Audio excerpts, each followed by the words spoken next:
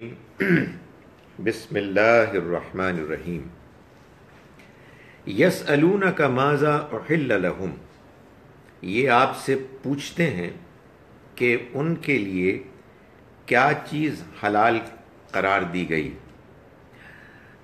سوال بڑا جنرل ہے، لیکن یہ قرآن کا ایک انداز ہے کہ قرآن مجید میں آپ بہت یہ دیکھیں گے کہ سوال مختصر ہے اور جواب یہ بتائے گا کہ اصل میں سوال کیا تھا۔ جیسے اس کی مثال ہے سورہ بقرہ میں کہ یسألونک عن الاہلہ، یہ آپ سے اہلہ کے بارے میں پوچھتے ہیں۔ اہلہ کیا ہے؟ ہلال کی جمع ہے۔ ہلال کیا ہے؟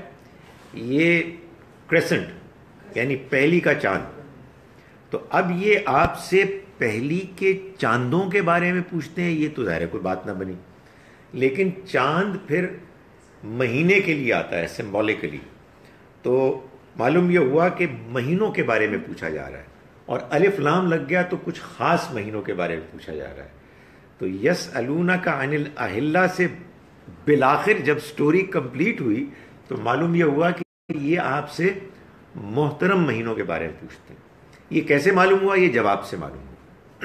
اس میں جو ایک فصاحت بلاغت کا ایک اصول ہے وہ یہ ہے کہ آپ نے اگر سوال نقل کرنا ہے اور جواب بھی دینا ہے تو اگر آپ نے سوال بھی اتنا ہی لمبا بولا جتنا کہ آپ نے جواب میں بات بیان کی تو سننے والے بور ہو جائیں گے۔ تو اب سوال بالکل مختصر رکھیے، ایک اس بات کا اندازہ کرنے کے لیے کہ کوئی سوال تھا کہ جس کا جواب دیا جا رہا ہے، اور جواب بتا دے گا کہ پورا سوال کیا تھا۔ تو سوال کیا ہے؟ یہ پوچھتے ہیں آپ سے ماذا احل لہم، کہ آپ کے لیے کیا چیز حلال ٹھہرائی گئی۔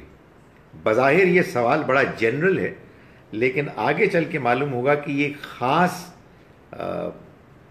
جو حلال حرام کے معاملے میں کنفیوژن تھی اس کے بارے میں پوچھا جا رہا ہے۔ قل، کہہ دیجئے، احل لکم الطیبات، تمہارے لیے حلال کر دی گئی تمام پاکیزہ چیزیں، یعنی وہ تمام کھانے جو پاکیزہ ہیں، جو انسان کی فطرت اور طبیعت میں صاف ستھرے لگتے ہیں، انسان ان کو کھانے کی طرف مائل ہوتا ہے، نیچرلی وہ انسان کے کھانے کی چیزیں ہیں، اللہ نے ان تمام پاکیزہ چیزوں کو حلال قرار دیا۔ وما علمتم من الجوارح، اب یہ اس کے بعد عام کے بعد خاص کی باری آئی، اور وہ کہ جو تم نے تعلیم دی شکاری جانوروں کو، مکلبین تعلمونہن مما علمکم اللہ، تم ان کو سکھا کر تم نے سدھا لیا ایسے جیسے کہ اللہ نے تمہیں سکھایا۔ یعنی وہ شکار کا جانور کہ جو تمہارے شکاری جانور کتے یا اس کے علاوہ جو اور پرندے ہو سکتے ہیں جو تمہارے لیے پکڑ کے لائیں، وہ بھی حلال کر دیے گئے۔ یہ معلوم ہوتا ہے کہ سوال اس لیے کیا گیا کہ ابھی پچھلی آیت جو ہم نے پچھلی مرتبہ پڑھی اس میں یہ بات بیان کی گئی تھی کہ جو درندے پھاڑ دیتے ہیں وہ بھی ناجائز ہیں، حرام ہیں۔ یعنی درندوں کے پھاڑ دینے سے اگر کوئی جانور حرام قرار دے دیا گیا، اگر کوئی جانور مر گیا، اس کو موت آ گئی اور اس کا تزکیہ نہیں ہوا، یعنی اسے پاک صاف نہیں کیا گیا، تو وہ حرام ہو گیا۔ تو ظاہر ہے اس سے سوال پیدا ہوا کہ درندوں کے چیڑ پھاڑ کرنے سے اگر جانور حرام ہو جاتے ہیں جبکہ وہ مر جائیں، تو کیا یہی معاملہ ان کا نہیں ہے کہ جو شکاری جانور آپ کا شکار لے کے آتے ہیں؟ یہ سوال پیدا ہوا، کیونکہ وہ بھی جانور ہیں کہ جو پکڑ کے پھاڑ دیتے ہیں، اور یہ بھی آپ کے جانور ہے کوئی شکاری کتا کہ جو شکاری جانور لے کے آئے۔ یہ سوال پیدا ہوا، سمجھے نا آپ؟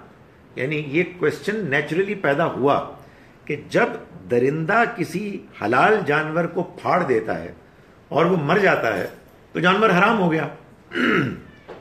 تو کیا یہی معاملہ تب نہیں ہوتا کہ جب آپ شکار کرتے ہیں اور شکار کرنے کے بعد جانور، آپ کا شکاری کتا کوئی اور جانور اس شکار کو آپ کے لیے پکڑ کے لے آتا ہے؟ یہ سوال تھا.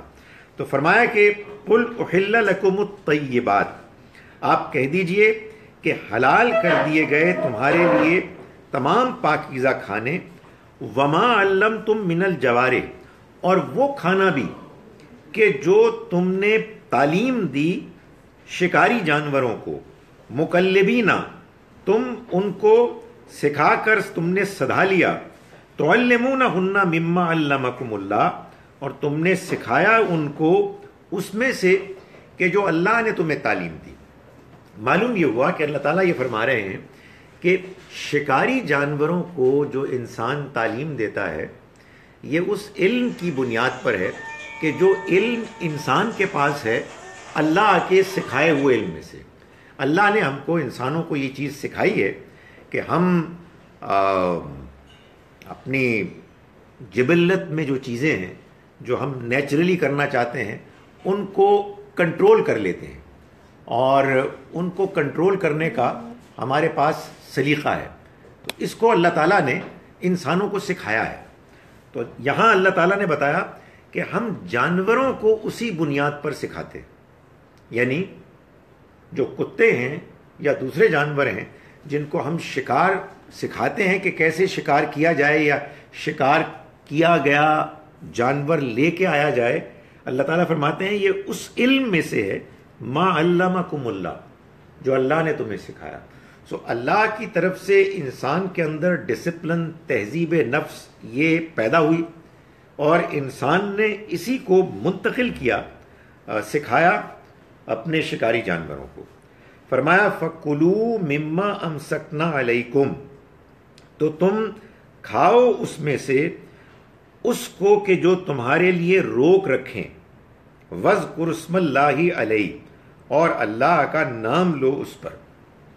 اس میں کئی اوپینینز ہیں، لیکن جو بات زیادہ صحیح لگتی ہے وہ یہ ہے کہ اللہ تعالیٰ یہ بتا رہے ہیں کہ جب تم شکار کرو تو شکار کرتے وقت اللہ کا نام لو، اور جب تم نے شکار کیا اور جانور گر گیا اور شکاری جانور تمہارے پاس لے آیا تو اب اس سے جو اس میں خون بہہ گیا اس سے تزکیہ ہو گیا، خون بہنے کی ریکوائرمنٹ پوری ہو گئی،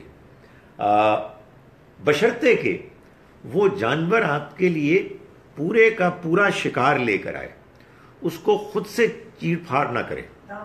اگر اس نے خود سے اس کو کر لیا تو پھر اس کا کھایا نہیں، اس کو پکڑ کے لائے گا تو ظاہر ہے کچھ نہ کچھ تو ہوگا اس میں، لیکن وہ خود سے نہیں کھا رہا بلکہ آپ کے لیے سنبھال کے لا رہا ہے، تو یہ جائز ہے، بشرطے کہ جب آپ نے اس کو شوٹ کیا، غلیل ماری یا وٹ ایور کوئی اور طریقہ اختیار کیا تو آپ نے اللہ کا نام لے کر اس کو کیا.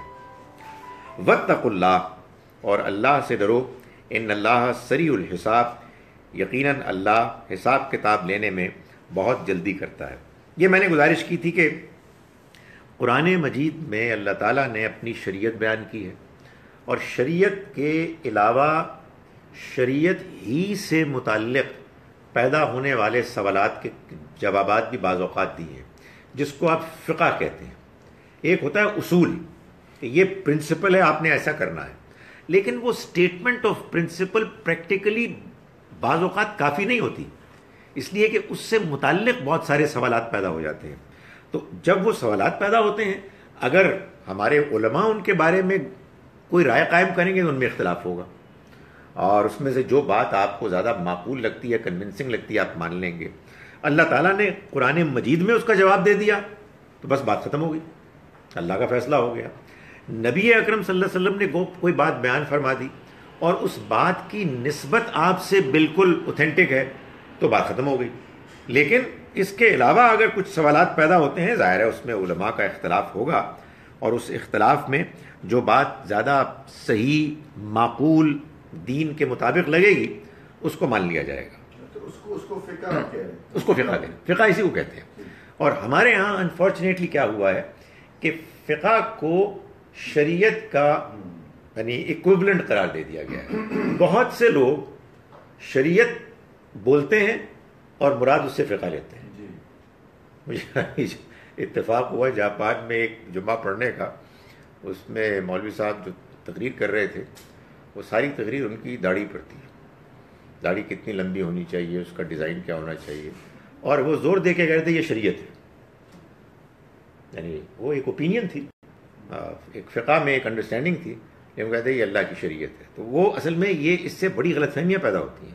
لیکن شریعت اللہ کا حکم ہے، شریعت قانون ہے، شریعت کی وائلیشن نہیں ہو سکتی. تو اس معاملے میں اگرچہ کہ لوگ کتنا ہی مذاق کیوں نہ اڑائیں، صحیح بات یہ ہے کہ آدمی بیان کرتے ہوئے یہ کہے کہ یہ بندہ ناچیز کی ناقص رائے ہے. آپ کو اس کے دلائل کے ساتھ صحیح لگے مان لیں، نہیں صحیح لگے تو بے شک کسی اور کی بات مان لیں. میں اس لیے کہہ رہا ہوں کہ چاہے مذاق لوگ اڑائیں، اس لیے کہ لوگ مذاق اڑاتے ہیں. میں نے ایک مرتبہ اس طرح کی ایک تقریر کی، میں بہت سارے لوگوں نے کہا کہ کانفیڈنٹلی بیان کریں. معلوم ہوتا ہے آپ کو اپنی بات پر ہی اعتماد نہیں ہے. آپ کہیں یہی بات صحیح ہے، میں ہی نہیں کہہ سکتا. اللہ تعالیٰ مجھے محفوظ رکھے کہ میں اس طرح کی کوئی بات کروں. اس لیے کہ جب اوپینین ہے تو اس کو اوپینین ہی کے طور پہ پیش کرنا چاہیے. یہ ایگزیجریشن مبالغہ ہے کہ آپ اس کو اتنے زوردار طریقے سے بیان کریں کہ وہ جمعہ پڑھنے والے بیچارے لوگ سمجھیں کہ یہی اللہ کا حکم ہے کہ آپ نے اتنی داڑھی لمبی رکھنی ہے ورنہ آپ ناجائز کام کر رہے ہیں. فقہ از این اوپینین. آپ دیکھیں نا ہمارے ہاں جو مشہور فقہ ہیں وہ 4 ہیں، تو ساری کی ساری شریعت تو نہیں ہو سکتی، وہ ساری اوپینینز ہیں، اور 4 ہی نہیں ہیں، بہت ساری ہیں. الیوم احل لکم الطیبات، آج کے دن تمہارے لیے تمام پاکیزہ جانور، پاکیزہ کھانے حلال کر دیے گئے، حلال قرار دے دیے گئے. ظاہر وہ پہلے سے حلال تھے، لیکن اس بیان کا مقصد یہ ہے کہ یہ جو اوٹ پٹانگ حرکتیں کر لی تھیں یہودیوں نے اپنی فقہ میں، ان کے یہاں بھی یہی پرابلم تھی کہ انہوں نے اپنے فتووں میں، اپنی اوپینینز میں اتنی سختیاں کر دی تھیں کہ عام آدمی کے لیے زندگی گزارنا بہت مشکل ہو گیا تھا. اور کچھ یہ بھی ہوا تھا کہ ان کی نالائقیوں، بدتمیزیوں اور غیر سنجیدہ رویوں کے نتیجے میں اللہ تعالیٰ نے کچھ ان کی شریعت بھی سخت کر دی تھی. تو اللہ تعالیٰ اب اپنی آخری شریعت کے نزول کے موقع پر یہ اعلان فرما رہے ہیں کہ آج کے دن تمہارے لیے تمام پاکیزہ کھانے حلال کر دیے گئے. یعنی وہ پرانی ساری پرابلمز دور کر دی گئی ہیں. وَطَعَامُ الَّذِينَ أُوتُوا الْكِتَابَ حِلٌّ لَكُمْ، اور کھانا ان لوگوں کا کہ جو کتاب دیے گئے تمہارے لیے حلال ہے. میں حلال حرام پہ تقریر کر رہا ہوں، مجھے ایک چیز یاد آئی. پچھلی مرتبہ وہ ہمارے ہاں کلاس ہوئی تھی تو ایک خاتون آئی تھی پہلی مرتبہ، اور وہ آئی تھی سنگاپور سے. سنگاپور کا نام لینا اس لیے ضروری ہوا کہ انہوں نے مجھے پھر جب بعد میں بات ہوئی ان سے تو یہ کہا کہ آپ کے گھر میں قرآن کلاس ہو رہی تھی اور باہر گاڑیاں ایسی کھڑی تھیں کہ دوسری گاڑیاں نہیں نکل سکتی تھیں. میں نے کہا یار ایسا ہو تو نہیں سکتا، آئی ایم شیور کہ لوگ اس کا خیال رکھتے ہیں، مگر آئی ایم شیور ایسا نہیں ہوگا، کیونکہ ظاہر ہے کہ لوگ بڑا برا امپریشن لیتے ہیں. تو وہاں تو اس بارے میں بڑی سختی ہے کہ آپ جو بھی کام کر رہے ہیں وہ قاعدے کے مطابق کریں. فرمایا وَطَعَامُ الَّذِينَ أُوتُوا الْكِتَابَ حِلٌّ لَكُمْ، اور کھانا ان لوگوں کا کہ جو کتاب دیے گئے یعنی اہل کتاب، حِلٌّ لَكُمْ، وہ تمہارے لیے حلال ہے. یعنی تم اہل کتاب کا کھانا کھا سکتے ہو. obviously اس کا مطلب یہ ہے کہ اب تم کو معلوم ہے کہ حلال کیا ہے، حرام کیا ہے. اب ہر چیز کلیئر ہو گئی ہے. تو تم اہل کتاب کے ہاں جب جاؤ گے کھانا کھانے کے لیے تو تم اس کا خیال رکھو گے. ظاہر ہے کہ ان کی میز پہ دسترخوان پہ اگر سور ہوگا تو وہ تو نہیں کھاؤ گے. ظاہر ہے اگر شراب ہوگی تو وہ تو نہیں پیو گے. یہ تو تمہیں معلوم ہے. تو پھر جب یہ معلوم ہے تو تمہیں یہ بھی معلوم ہے کہ وہ گوشت کے جو اللہ کا نام لیے بغیر ذبح کیا گیا ہے وہ بھی ناجائز ہے، وہ بھی نہیں کھاؤ گے. یہ نہ جانے کیوں بعض مسلمانوں نے کہا جی کہ آیت کہہ رہی ہے کہ اہل کتاب کا کھانا جائز ہے، تو اگر انہوں نے اللہ کا نام لیے بغیر بھی ذبح کیا ہے تو وہ بھی جائز ہے. بھائی وہ تو ناجائز ہے، جیسے سور ناجائز ہے ایسے وہ بھی نہیں کھا سکتے. لیکن اب یہ بات کلیئر ہو گئی ہے کہ حلال کیا ہے، حرام کیا ہے. تو اہل کتاب کا کھانا اب تمہارے لیے حلال ہے. ظاہر ہے کوئی بندہ پوچھ سکتا ہے کہ اہل کتاب کا ذکر کرنے کی ضرورت ہی کیا تھی؟ جب آپ نے حلال حرامی الگ الگ کر دیا تو جہاں سے مرضی آپ حلال کھائیں. نہیں، یہ بات بیان کرنی اس لیے ضروری ہوئی کہ یہ بات واضح ہے کہ قرآن کی کہہ رہا ہے اس آیت کے ذریعے سے کہ اگر کوئی مشرک ہے اور وہ مشرک ہوتے ہوئے اللہ کا نام لے کر صحیح طریقے سے بھی جانور ذبح کرے گا تو وہ ناجائز ہوگا، ناجائز ہوگا. مشرک اہل کتاب کے معاملے میں اللہ تعالیٰ نے یہ سہولت کنسیشن دیا ہے کہ اگر وہ اللہ کا نام لے کے صحیح طریقے سے ذبح کرتے ہیں تو ان کا ذبح کیا گیا جانور وہ حلال ہے. اگر کوئی شرک کو اپنا دین مانتا ہے اور وہ کہتا ہے کہ میں اعلانیہ کہتا ہوں کہ اللہ کے علاوہ اور بھی اس کے پارٹنرز ہیں، تو پھر وہ قصائی ہے اور آپ کو خوش کرنے کے لیے اللہ کا نام لے کے وہ جانور ذبح کرتا ہے تو وہ جائز نہیں ہوگا. جیسے ہم نے پچھلی مرتبہ یہ پڑھا کہ آپ مسلمان ہیں، آپ ایک حلال جانور کو اللہ کا نام لے کے خون کو بہا کے ذبح کرتے ہیں ٹھیک طرح سے، وہ تب بھی ناجائز ہوگا اگر آپ وہ کسی استھان، کسی آستانے پر، کسی مزار پر جا کے ذبح کرتے ہیں جہاں عام طور پر لوگ غیر اللہ کی خوشنودی کے لیے ذبح کرتے ہیں. تو کھانے پینے کے معاملات میں بھی اللہ تعالیٰ نے توحید کا خیال اس قدر رکھنے کی ہدایت کی ہے، اس لیے کہ ظاہر ہے کہ یہ جانور یہ اللہ کے بنائے ہوئے ہیں اور ہم ان کو مار نہیں سکتے عام طور پر. یعنی یہ کوئی ہمارے لیے الاؤڈ نہیں کہ جائیں اور کوئی آج میں 50 ہرن مار آیا ہوں. یہ تو آپ کھانے پینے کے لیے اللہ نے آپ کے لیے اس کو حلال کیا ہے، تو آپ اللہ کا نام لیتے ہیں، اللہ کی سینکشن کو بیان کرتے ہیں، لیکن اس میں بھی اللہ نے توحید اور شرک کو واضح طور پر الگ الگ کیا ہے. اہل کتاب میں ہے ڈاکٹر صاحب، وہ تو سیدھی گردن کٹ جاتی ہے مشینوں میں، آٹومیٹک ہو جاتی ہے.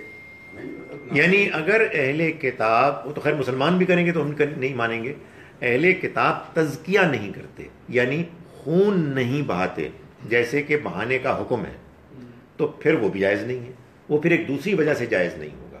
یعنی شرائط کئی ہیں لیکن کئی 3 ہیں. جانور حلال ہونا چاہیے، اس کو ذبح کرتے وقت اللہ کا نام لینا چاہیے، اور اس کو ذبح اس طریقے سے کرنا چاہیے کہ اس کا خون بہہ جائے. خون بہہ گیا لیکن نام تو پتہ نہیں مشینوں سے دبا ہو رہا ہے.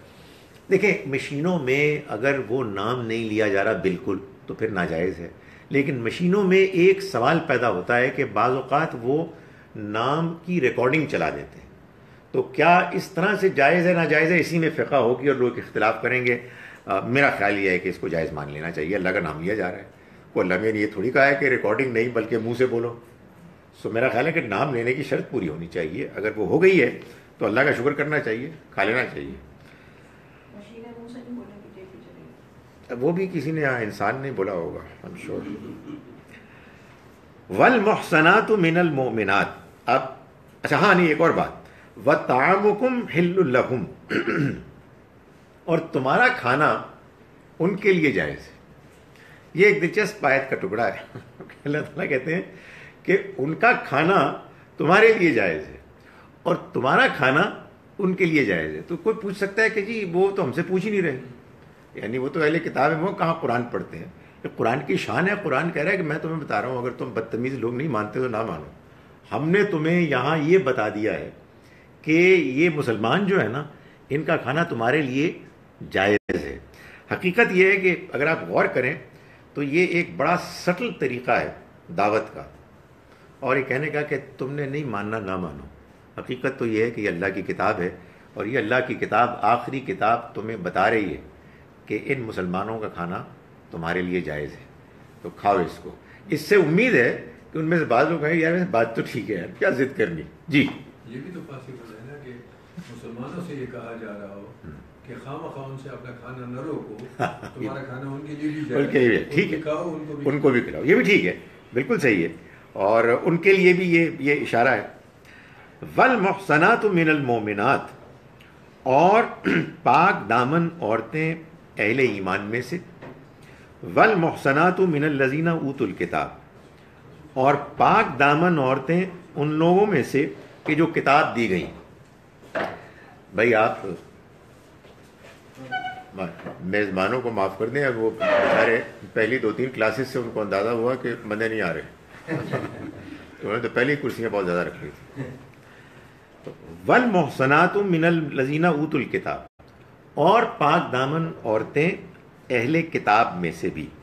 یعنی ایک شرط جو نکاح کیا ہے، معلوم یہ ہوا کہ جب ذکر پاکیزگی کا شروع ہوا ہے تو کھانوں میں پاکیزگی اور رشتوں میں بھی پاکیزگی.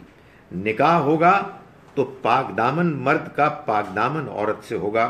یہ نہیں ہے کہ لوگ گندگی میں اپنے آپ کو مشغول کیے ہوئے ہیں اور آپ ان کے ساتھ نکاح بھی کریں. اور اسی طرح سے اللہ تعالیٰ نے فرمایا والمحصنات من الذین اوتوا الکتاب من قبلکم، اور پاک دامن عورتیں ان لوگوں میں سے بھی جو کتاب دیے گئے تم سے پہلے. یعنی ان کے ساتھ بھی نکاح کرنا جائز ہے مسلمان مردوں کے لیے. اس میں 2-3 چیزیں ہیں. ایک بات تو یہ ہے کہ ظاہر ہے کہ جب اہل کتاب کی خواتین سے نکاح کرنا جائز قرار دیا گیا تو یہ اصل میں وضاحت ہے اس سوال کے بارے میں کہ جو پیدا ہوتا ہے سورہ بقرہ کی ایک آیت میں. سورہ بقرہ میں یہ بتایا گیا کہ نہ تم مشرکہ عورتوں سے نکاح کرو گے اور نہ تم اپنی عورتوں کا نکاح مشرک مردوں سے کرواؤ گے. ظاہر ہے کہ قرآن مجید ہی ہم کو یہ بتاتا ہے کہ اہل کتاب میں یہود اور بالخصوص نصارہ شرک کرتے ہیں. مسیح علیہ السلام کو اللہ کا بیٹا قرار دیتے ہیں اور بعض یہودیوں نے عزیر علیہ السلام کو اللہ کا بیٹا قرار دیا. اس کے باوجود قرآن مجید یہ کہہ رہا ہے کہ ان کی پاک دامن عورتیں مسلمان مردوں کے نکاح کے لیے جائز ہیں. اس کی وجہ یہ ہے کہ قرآن کو پڑھ کر یہ معلوم ہوتا ہے کہ قرآن نے اس میں فرق کیا ہے کہ ایک وہ شرک ہے کہ جیسا کہ ابھی میں گزارش کر رہا تھا جو انسان کرتا بھی ہے اور اس کو دیدہ دلیری سے بیان بھی کرتا ہے، یعنی اون کرتا ہے. وہ کہتا ہے کہ شرک صحیح ہے، اللہ کے پارٹنرز ہیں، اللہ نے اپوائنٹ کیے ہیں. تو اس طرح کے شرک کے ساتھ کمپرومائز کی کوئی گنجائش نہیں ہے. لیکن اگر کچھ لوگ ہیں کہ جو شرک تو کرتے ہیں لیکن وہ اس کو توحید کے پیرائے میں رکھتے ہیں، اس کی وضاحت اور توجیہ توحید کے مطابق کرتے ہیں، تو اس کو اللہ تعالیٰ نے قانونی طور پر ناجائز نہیں کیا. ظاہر ہے کہ انسان کو شرک کے شائبے سے بھی بچنا چاہیے اور رشتے ناتوں میں بھی اس کا خیال کرنا چاہیے، مگر ہم ایسے لوگوں کو مشرک نہیں کہہ سکتے. چنانچہ اگر مسلمانوں کے اندر بھی آپ کو اس بات کا خیال اندیشہ ہے کہ بعض لوگ شرک کر رہے ہیں تو ان کے پاس جا کے یہ تو کہا جا سکتا ہے کہ بھائی یہ شرک ہے، یہ نہ کیجیے، اللہ کے علاوہ کسی اور سے نہیں مانگنا. لیکن ان کو مشرک نہیں کہا جا سکتا، اس لیے کہ قرآن نے صراحت کے ساتھ مشرک کہا ہے مشرکین عرب کو، اور اہل کتاب کو ان کے علاوہ الگ سے ایک کیٹیگری، ایک اینٹی قرار دیا ہے. سورہ بینہ سورہ نمبر 98 میں اللہ تعالیٰ نے فرمایا کہ ان الذین کفروا من اہل الکتاب والمشرکین، وہ لوگ کہ جنہوں نے کفر کیا اہل کتاب میں سے اور مشرکین میں سے. تو اس کا مطلب یہ ہوا کہ مشرکین الگ ہیں اور اہل کتاب الگ ہیں. یہ ایک بات ہے. دوسری بات یہ ہے کہ جب اللہ تعالیٰ نے اس کی اجازت دے دی کہ ان کے ساتھ نکاح ہو سکتا ہے تو پھر یہ سوال پیدا ہوتا ہے کہ دوستی تو ہو نہیں سکتی تو نکاح کیسے ہو سکتا ہے؟ تو اس کا مطلب یہ ہوگا کہ دونوں میں سے کوئی ایک بات صحیح ہے. یہ بات غلط ہے کہ اہل کتاب سے دوستی نہیں ہو سکتی. یہ ہمارے ہاں مشہور ہو گئی بعض آیات کے سیاق سباق کو نہ سمجھنے کی وجہ سے. قرآن مجید میں سورہ مائدہ میں آگے پڑھیں گے آیت نمبر 51 میں اللہ تعالیٰ فرماتے ہیں کہ لا تتخذوا الیہود والنصارى اولیاء، تم الیہود اور النصارہ کو دوست نہ بناؤ. آگے چل کے آیت نمبر 57 اور 58 میں اللہ تعالیٰ واضح فرماتے ہیں کہ یہ لوگ تمہارے دین کا مذاق اڑاتے ہیں. یہ اہل کتاب جب تم اذان دیتے ہو تو یہ اذان کا مذاق اڑاتے ہیں، تو تم ہرگز ان کو اپنا دوست نہ بناؤ. تو یہ واضح ہو گیا، یعنی عربی زبان میں جب کسی ناؤن سے پہلے الف لام آئے گا وہ ایسے ہے جیسے کہ انگریزی میں دا ہے، دا جوز، دا کرسچنز. یہ الف لام یا تو ناؤن کو یہ مفہوم دے گا کہ تمام یہودی اور تمام نصرانی، یا اس کا مفہوم ہوگا یہ یہودی اور یہ نصرانی خاص۔ ظاہر ہے تمام یہودی اور تمام نصرانی ہو تو پھر یہ آیت تو کہہ رہی ہے کہ ان سے نکاح ہو سکتا ہے، تو ایک ایسے خاندان کی آپ خاتون کو لے کے آئیں گے جن سے دوستی تو نہیں ہو سکتی، البتہ نکاح ہو سکتا ہے، تو یہ دوسری بات ہے۔ تیسری بات یہ ہے کہ اس میں وائس ورثہ کا ذکر نہیں، یعنی مسلمان مرد ایک یہودی یا نصرانی خاتون سے نکاح کر سکتا ہے، لیکن مسلمان خاتون بھی کر سکتی ہیں، اس کا ذکر نہیں ہے۔ ذکر نہیں ہے تو دو امکانات ہیں کہ نہیں ہو سکتی اور یہ معاملہ ہو سکتا ہے۔ ہمارے ہاں علماء نے بالعموم یہ رائے قائم کی کہ نہیں ہو سکتا ہے۔ مجھے بھی یہ بات زیادہ صحیح لگتی ہے۔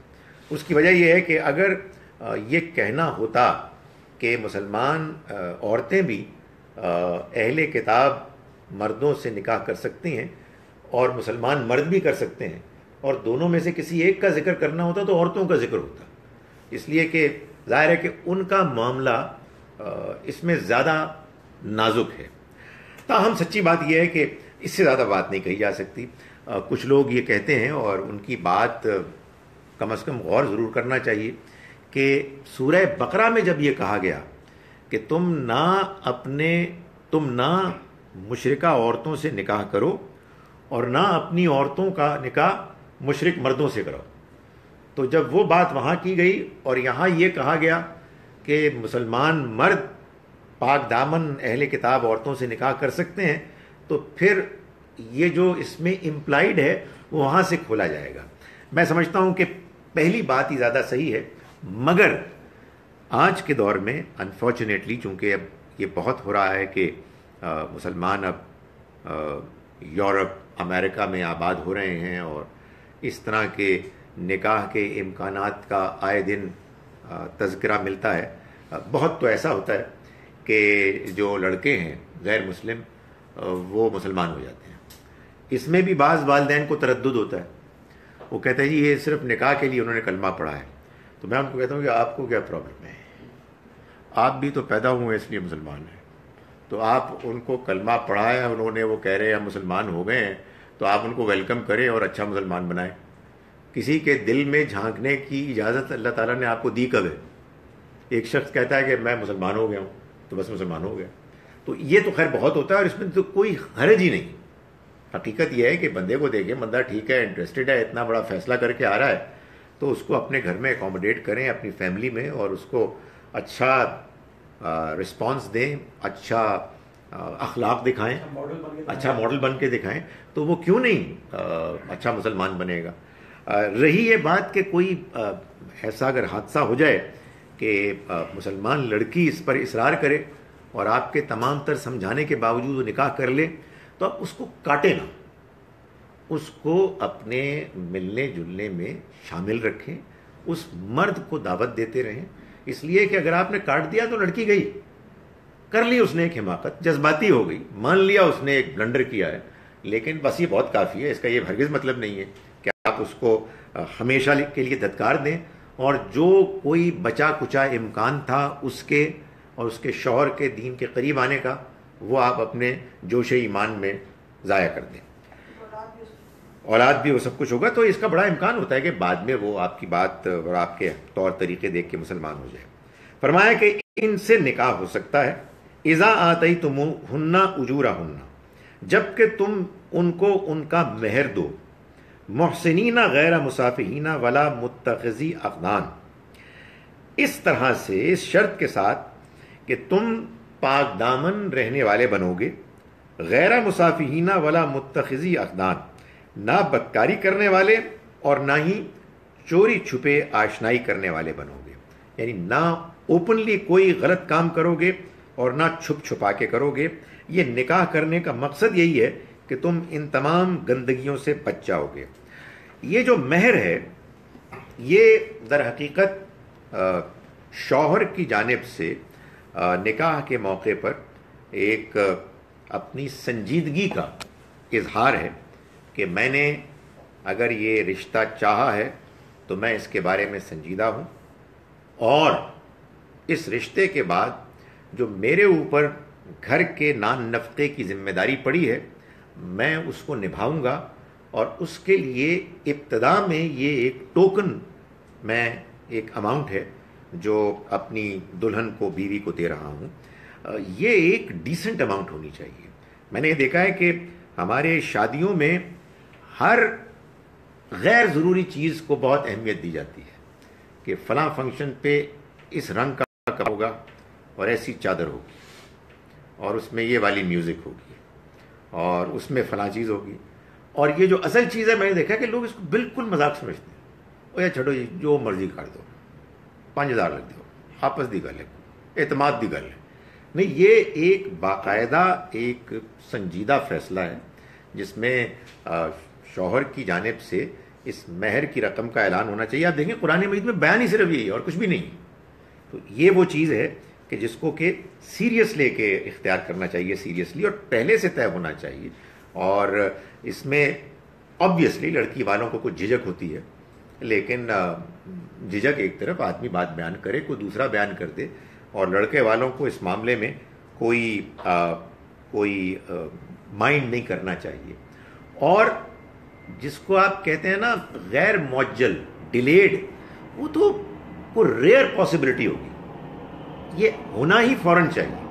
معجل اسی وقت ادا ہو، غیر معجل تو کوئی مجبور آدمی ہے کہ جو کہ یار میں بعد میں کر دوں گا، تو لوگ یہ بھی کہتے ہیں یار وہ برا لگتا ہے ان سے کہ بعد میں کر دیں، تو وہ بھی کوئی بہت اعلیٰ پسندیدہ چیز نہیں ہے۔ میں نے کہا سردیاں آ رہی ہیں، شادیوں کا سیزن ہے، یہ بات بھی بیان ہو جائے گا۔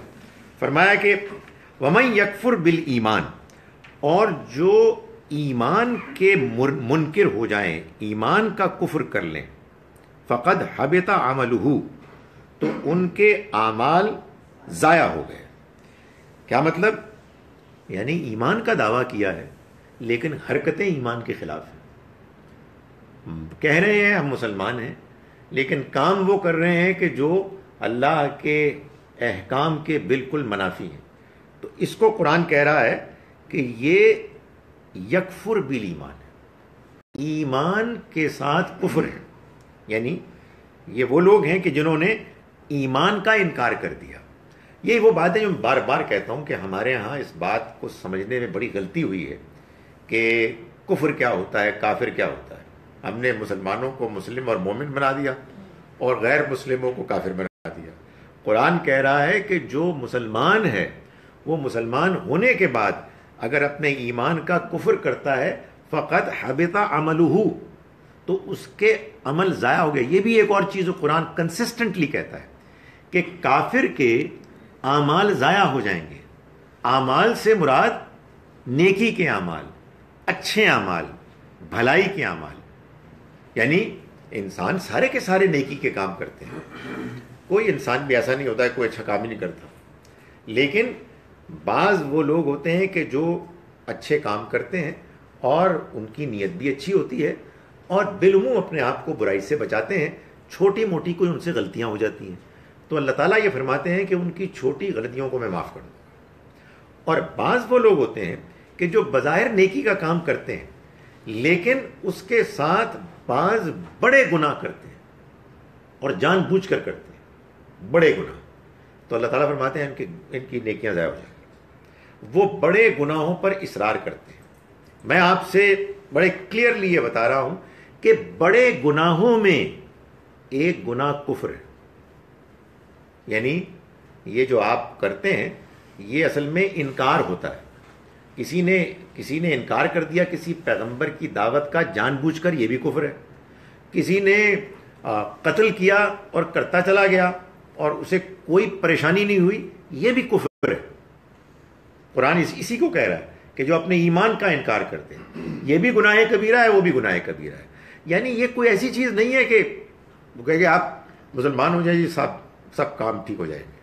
نہیں، مسلمان ہونے کے بعد مسلمان بننے کے نتیجے میں سب کام ٹھیک ہوں گے، نہ کہ یہ کہ آپ محض اپنا نام بدل دیں۔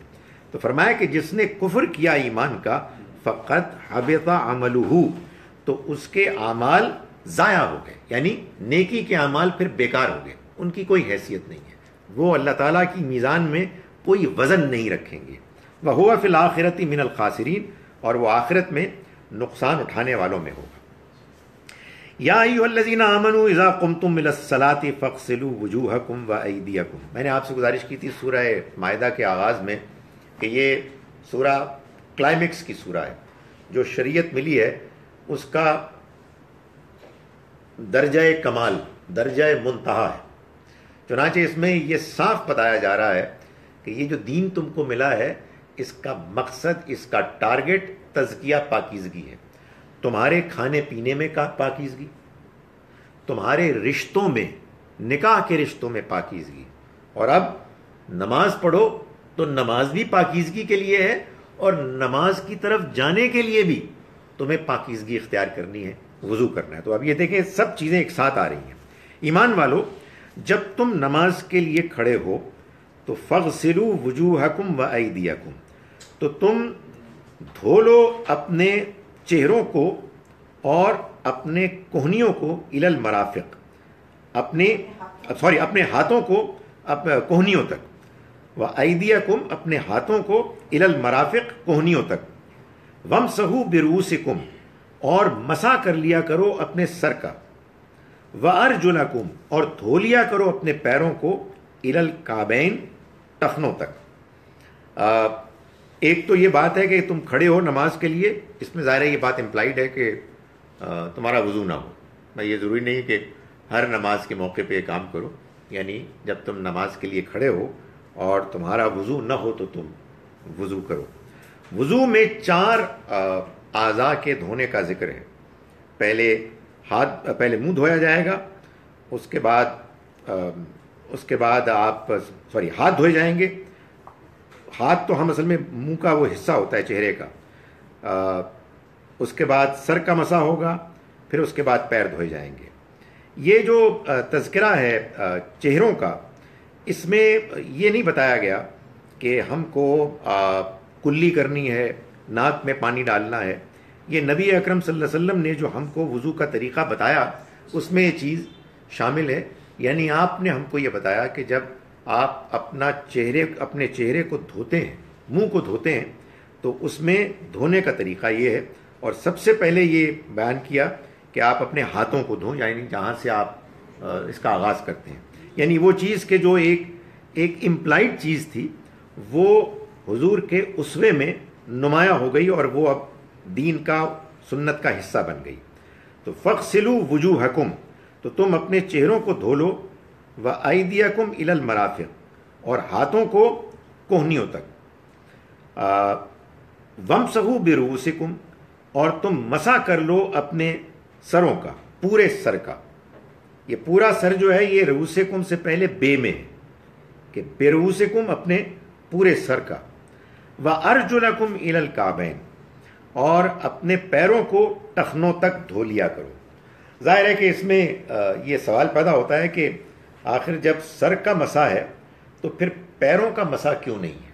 جیسے کہ ہمارے ہاں ایک گروہ نے اس کا مطلب یہ لیا ہے کہ پیروں کا مسح کیا جائے گا، پیروں کو دھویا نہیں جائے گا۔ جی، اس میں 2 چیزیں ہیں کہ جو ان کی بات کے خلاف جاتی ہیں۔ ایک تو یہ کہ اگر پیروں کا مسح کرنا مقصود ہوتا تو پھر ارجلکم ہوتا، ارجلکم نہ ہوتا۔ یا آپ دیکھیے عربی کی گرامر جانے بغیر آپ یہ جان سکتے ہیں کہ وجوہکم کے وجوہ میں زبر ہے، یہ اس کو کہتے ہیں نصب، اور آگے ایدیکم کے ایدیا میں زبر ہے جو اگین نصب ہے، اور رؤوسکم کے رؤوس میں زیر ہے، یہ جر ہے، اور آگے ارجلکم کے ارجل پہ زبر ہے، نصب ہے۔ تو یہ جو زبر ہے یہ پچھلے 2 کا ہے، یعنی انہی کی طرح اس کو بھی کیا جائے گا۔ یہ میں ایک نان ٹیکنیکل طریقے سے آپ کو سمجھانے کی کوشش کر رہا ہوں کہ یہ ایک دلیل ہے۔ جب آپ پڑھیں گے تو ارجلکم پڑھیں گے نا، اگرچہ کہ یہ بات ہے کہ جن لوگوں نے اس کو مسا مانا اس کو پڑھتے بھی ارجلکم، ظاہر مجبوری ہے، اس کے بغیر تو یہ معنی نہیں نکل سکتے۔ لیکن قرآن میں ایک دوسری ایسی واضح دلیل موجود ہے جو اس بات کو بالکل کلیئر کر دیتی ہے کہ یہاں دھونا ہی مقصود ہے۔ وہ کیا ہے؟ اللہ تعالیٰ فرما رہے ہیں وَأَرْجُلَكُمْ إِلَى الْكَعْبَيْنِ، اور اپنے پیر ٹخنوں تک. یعنی جب دھونا ہوگا تو آپ کو اس کی لمٹ بتانی پڑے گی. اگر مسح کرنا ہوگا تو پھر لمٹ بتانے کی ضرورت نہیں ہے. دیکھیے ابھی ہم آگے اسی آیت میں پڑھیں گے کہ اگر تم تیمم کرو تو پھر تم مسح کر لیا کرو. اور اللہ تعالیٰ نے فرمایا ہے آگے ذرا سے آگے جا کے دیکھیے فَامْسَحُوا بِوُجُوهِكُمْ وَأَيْدِيكُمْ مِنْهُ, اور مسح کر لو تم اپنے چہروں کا اور ہاتھوں کا اس سے. ہاتھوں کے بارے میں یہ نہیں کہا کہ کوہنیوں تک جیسا کہ وضو میں کہا ہے, اس لیے کہ جب پانی استعمال کریں گے تو یہ بتانا ضروری ہوگا کہ پانی کہاں تک پہنچے. لیکن جب پانی استعمال کرنا نہیں ہے بلکہ مسح کرنا ہے تو پھر یہ بتانے کی ضرورت نہیں. تو چنانچہ یہاں جو بتایا گیا کہ تم اپنے پیروں کو کرو, جو بھی کرو, مسح کرو یا دھو, آگے بتایا ٹخنوں تک, تو معلوم ہوا کہ ٹخنوں تک دھونا ہے. ورنہ قرآن کے اپنے بیان کے سٹائل کے مطابق یہاں لمٹ بیان نہیں کرنی چاہیے تھی, اس لیے کہ آگے اللہ تعالیٰ نے جب ہاتھوں کا مسح کرنے کے لیے کہا تو کوہنیوں کا ذکر نہیں کیا. تو یہ 4 چیزیں ہیں جن کو بیان کیا گیا. یہ اس لیے بعد میں پیر آئے کہ ترتیب یہی ہے, پہلے ہاتھ دھوئے جائیں گے, پہلے چہرہ دھویا جائے گا. وہ ہاتھ میں اس لیے بار بار کہہ رہا ہوں کہ ہمارے عمل میں ہاتھ آتا ہے. پہلے چہرہ ہے, پھر ہاتھ ہے کوہنیوں تک, پھر مسح ہے سر کا, اور پھر پیر ہے. وہ ہاتھ تو ہم اس لیے دھوتے ہیں کہ آپ اپنے وضو کا آغاز کرتے ہیں. وَإِن كُنتُمْ جُنُبًا فَطَّهَّرُوا, اور اگر تم حالت جنابت میں ہو تو تم پاک صاف ہو جاؤ, نہا دھو لو, یعنی اپنے آپ کو نہا دھو کر پاک کر لو. وَإِن كُنتُمْ مَرْضَىٰ, اور اگر تم بیمار ہو, او علی سفر, یا مسافر ہو, او جاء احد منکم من الغائط, یا تم میں سے کوئی رفع حاجت سے فارغ ہو کے آیا ہو, او لامستم النساء, یا تم نے بیویوں کو چھوا ہو, فلم تجدوا ماء, پھر تم پانی نہ پاؤ, فتیمموا صعیدا طیبا, تو تم کسی پاکیزہ جگہ کا تیمم کر لو. فامسحوا بوجوہکم وایدیکم منہ, پھر مسح کر لو اس سے اپنے چہروں کا اور اپنے ہاتھوں کا.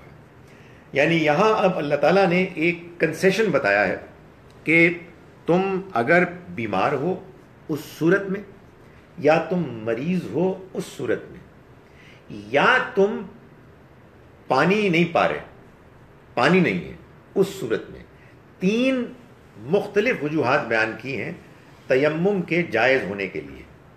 پانی نہیں ہے تو تیمم کر سکتے ہیں, تب تو کریں گے ہی. بیمار ہیں تو تیمم کر سکتے ہیں. سفر میں ہیں تو آپ تیمم کر سکتے ہیں. بیماری میں تیمم یعنی ظاہر ہے کہ بعض بیماریاں ایسی ہوتی ہیں کہ جس میں اگر آپ پانی کو استعمال کریں گے خاص طور پر نہانے میں تو بیماری کے اضافے کا خدشہ ہوتا ہے, تو اللہ تعالیٰ نے کنسیشن دے دیا. ظاہر ہے کہ اب کون سی بیماری ہے ایسی, کون سی نہیں ہے, یہ آپ بیمار کو فیصلہ کرنے دیں, آپ اس کے اوپر کیوں خواہ مخواہ بوجھ ڈالتے ہیں.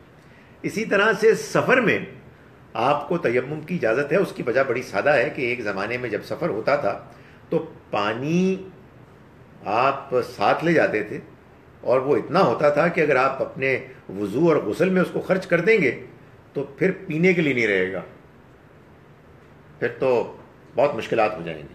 تو اس لیے اس سے روک دیا گیا, یعنی اس کی اجازت دے دی گئی.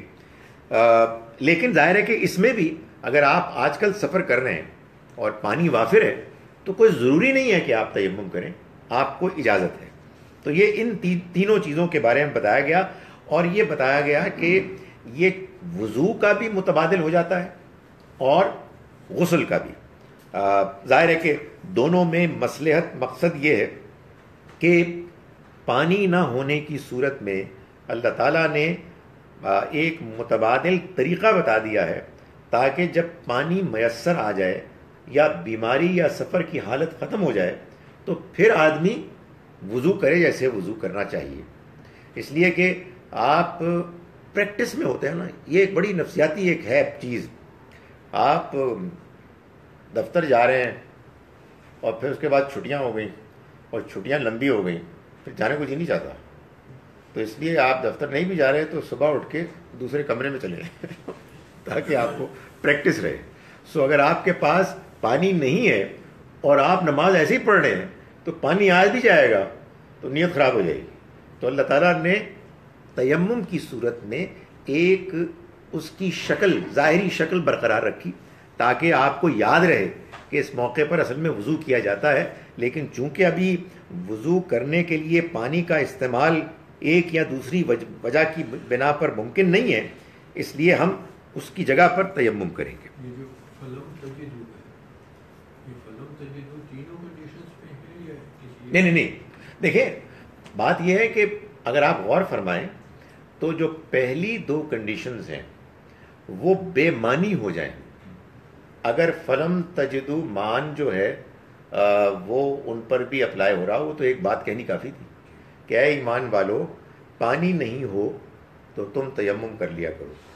تو یہ بیمار کی الگ سے اور سفر میں ہونے کی الگ سے کنسیشن دے دیا گیا کہ ان دونوں میں پانی ہونے کے باوجود. تو آپ یوں سمجھیے کہ بات یوں کہی گئی کہ تم اگر بیمار ہو تب بھی تم تیمم کر سکتے ہو، تم اگر مسافر ہو تب بھی کر سکتے ہو، یا پھر اگر تم میں سے کوئی رفع حاجت سے آئے یا اس نے بیویوں کو چھوا ہو اور اس کو پانی نہ ملے تب بھی کر سکتے. یہ تین الگ الگ چیزیں بیان ہوئی ہیں.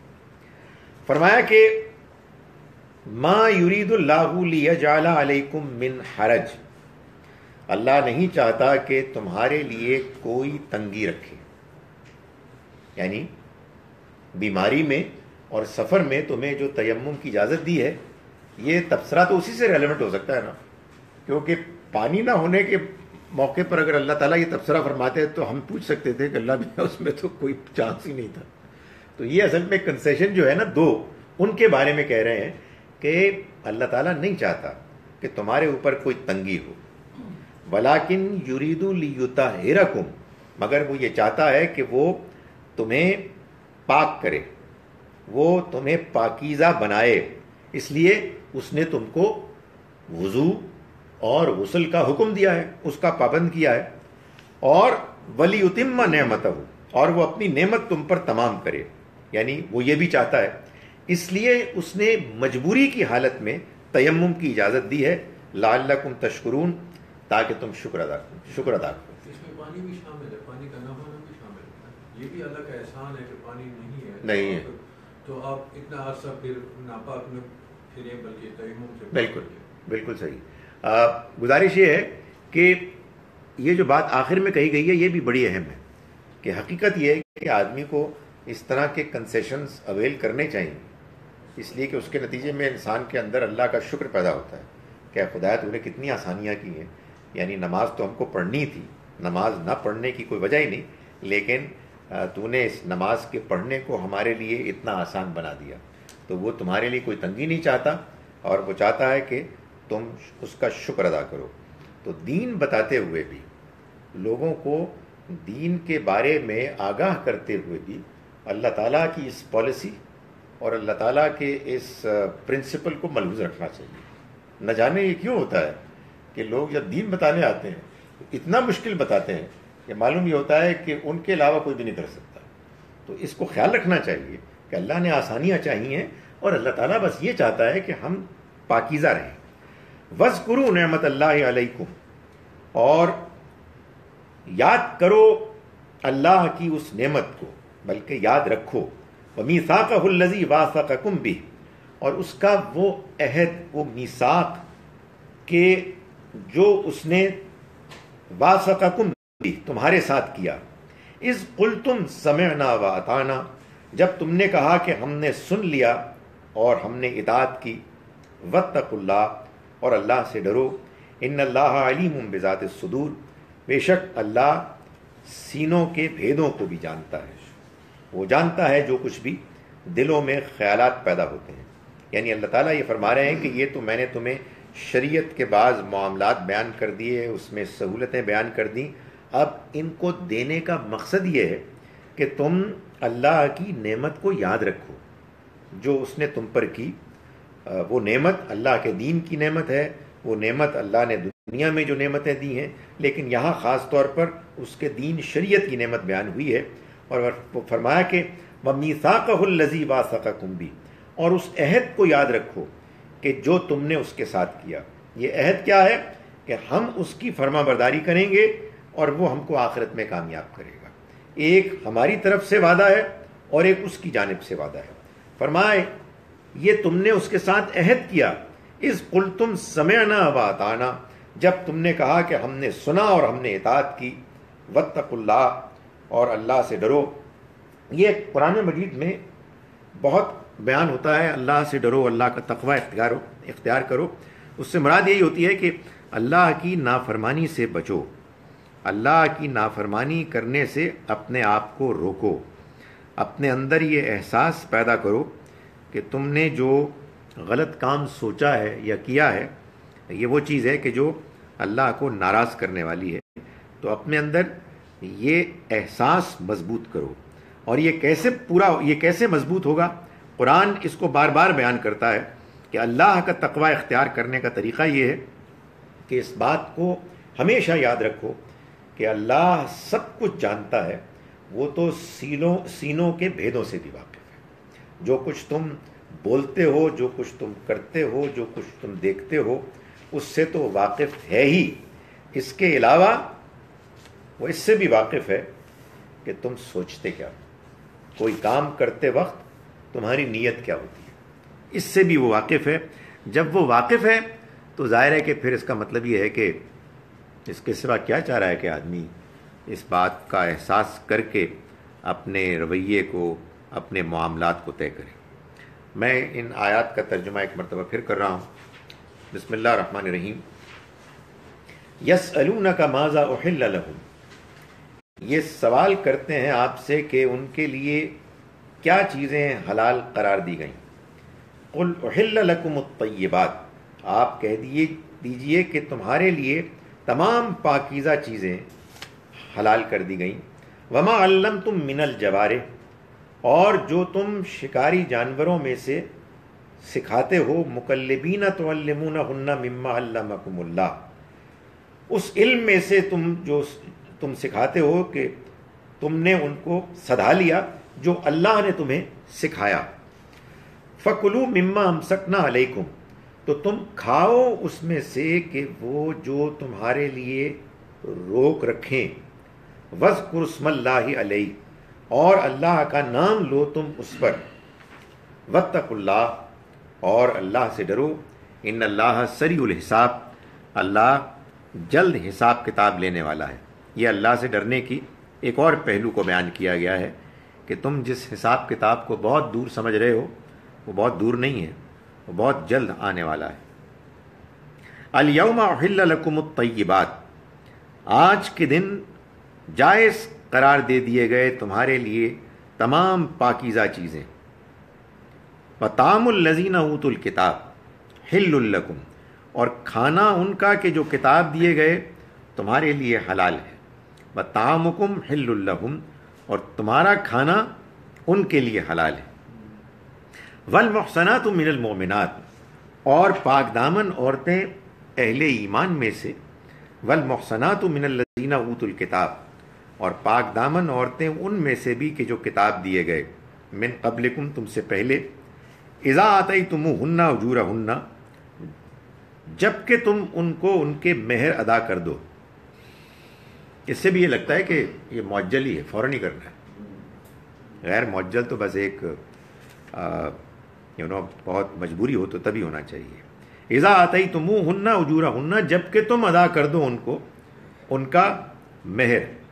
محسنین غیر مسافحین، اس شرط کے ساتھ کہ تم بھی پاک دامن رہنے والے ہو، نہ کہ غیر مسافحین، نہ کہ بدکاری کرنے والے، ولا متخذی اقدان، اور نہ ہی چوری چھپے تعلقات قائم کرنے والے۔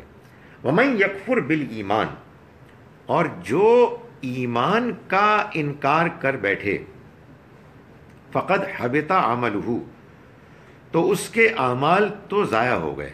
وہو فی الآخرۃ من الخاسرین، اور وہ آخرت میں نقصان اٹھانے والوں میں سے ہوگا۔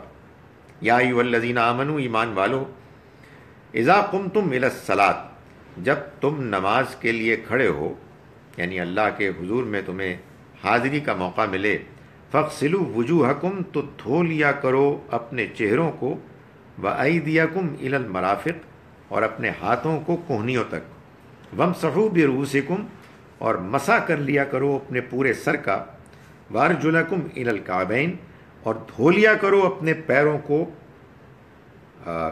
ٹخنوں تک، وَإِن كُنتُمْ جُنُبًا فَاتَّطَهَّرُوا، اور اگر تم جنبی ہو، حالت جنابت میں ہو تو تم اچھی طرح نہا لو، وَإِن كُنتُمْ مَرْضَىٰ، اور اگر تم مریض ہو، او علی سفرن، یا سفر میں ہو، او جاء احد منکم من الغائط، یہ اب تیسری چیز شروع ہو رہی ہے، یا پھر تم میں سے کوئی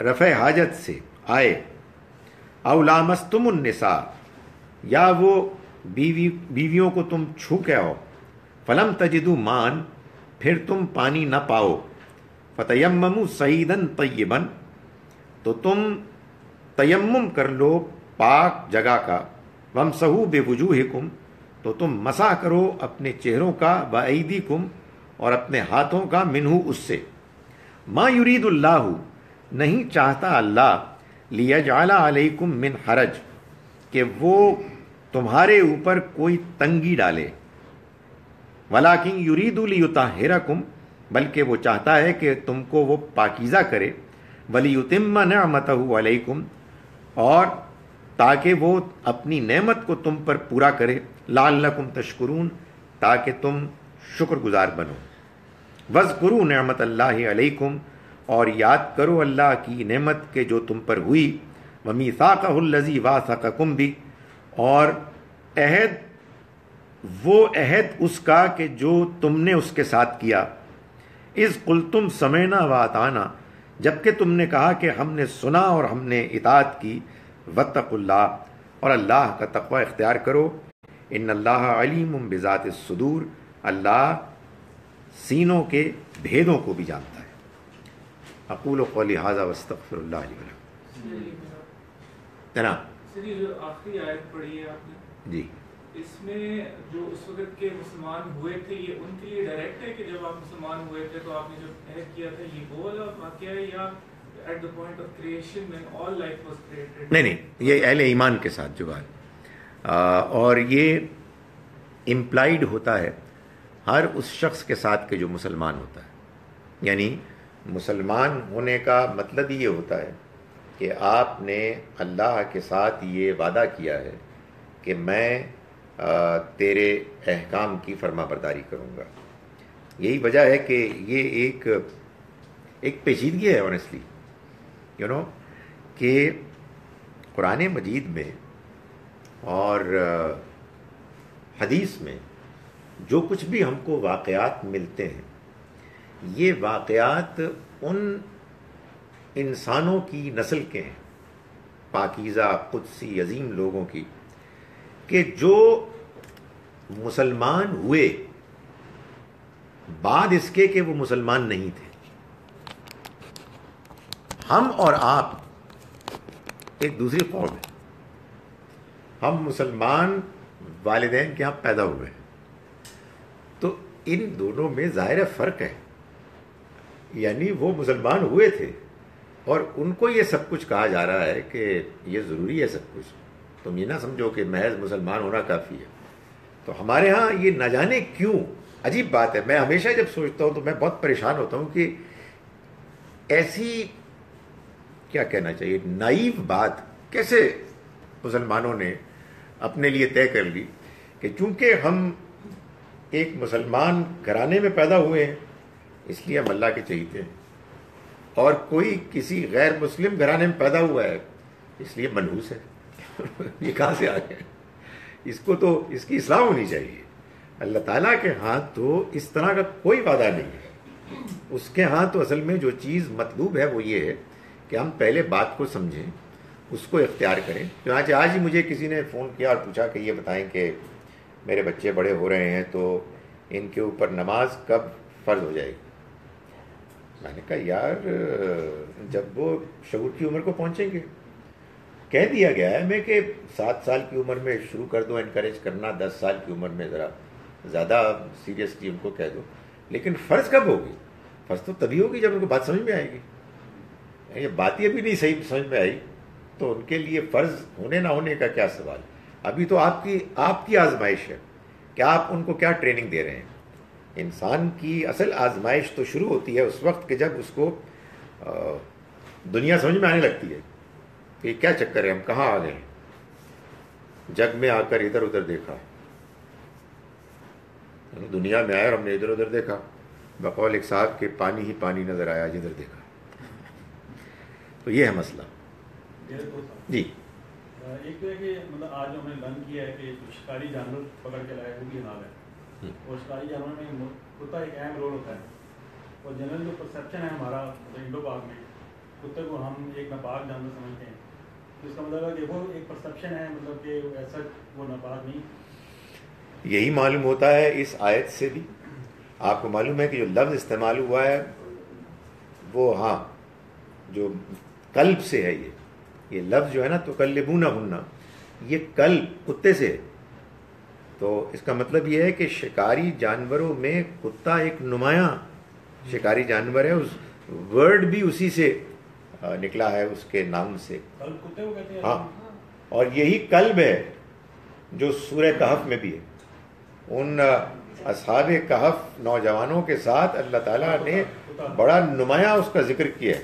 آپ دیکھیں کوئی ضرورت نہیں تھی اس کا ذکر کرنے کی. وَقَلْبُهُمْ بَاسِطٌ ذِرَاعِهِ بِالْوَسِيدِ، اور ان کا کتا اپنے پیر پھیلائے تھا دہلیز پر اور ان کے کر رہا تھا. ایک جگہ کتے کا نیگیٹو ذکر بھی ہے. وہ ایسی مثال دی ہے اللہ تعالیٰ نے کہ ایک لالچی انسان، دنیا دار انسان کی مثال ایک کتے کی سی مثال ہے کہ تم اس کو مارو تب بھی وہ زبان نکالے گا اور نہ مارو تب بھی نکالے گا. لیکن ظاہر ہے کہ وہ تو ایک الگ اس کے حیوان ہونے کے پہلو سے ہے، ورنہ وہ بڑا وفادار جانور ہے. جی مجھے تو اس کا احساس ابھی ریسنٹلی ہوا. میرے بیٹے نے میرے گھر میں 2 کتے رکھے تھے باہر، تو میں تو کبھی بھی ان کے ساتھ کوئی دوستی نہیں ہو سکی. اس نے ایک زمانے میں کچھ سیکیورٹی کا مسئلہ تھا تو اس حوالے سے ان کو رکھ لیا. تو ابھی ریسنٹلی ایک موقع ہوا تو ایک کسی جاننے والے کے فارم ہاؤس میں ان میں سے ایک کتا ہم نے بھجوا دیا. تو میرا مطلب کبھی بھی کوئی زیادہ ان کے ساتھ ملاقات نہیں ہوتی تھی، مگر جب ہم گئے کچھ دنوں کے بعد تو اس نے جو مجھے ریسیپشن دیا ہے، آنیسٹلی آئی واز شاکڈ. میرا نہیں خیال کہ انسان کا بچہ کبھی اتنا والہانہ جذبات کے ساتھ ریسیو کر سکتا. He was shivering with emotions, اس نے دیکھا تو بڑی وفادار چیز ہے وہ. اس کے خیر سٹوریز ہیں کتوں کی، آپ کو معلوم ہے، اور بڑے بڑے مختلف ہیں. وہ ایک کتا تھا جو اپنے مالک کو لے آتا تھا اور وہ ٹرین میں وہ آتا تھا، تو کہیں اس کا حادثہ ہو گیا، مر گیا وہ، اور کتا پھر اسٹیشن سے نہیں آیا کبھی، وہیں پہ مرا. تو ہمارے یہاں چیز مشہور ہو گئی. اصل میں کیا ہوا کہ نبی اکرم صلی اللہ علیہ وسلم کے پاس جب جبرائیل علیہ السلام ایک موقع پر آئے تو انہوں نے کہا کہ میں آپ کے حجرے میں داخل نہیں ہوں گا جب تک کہ یہ کتا باہر نہ نکلے.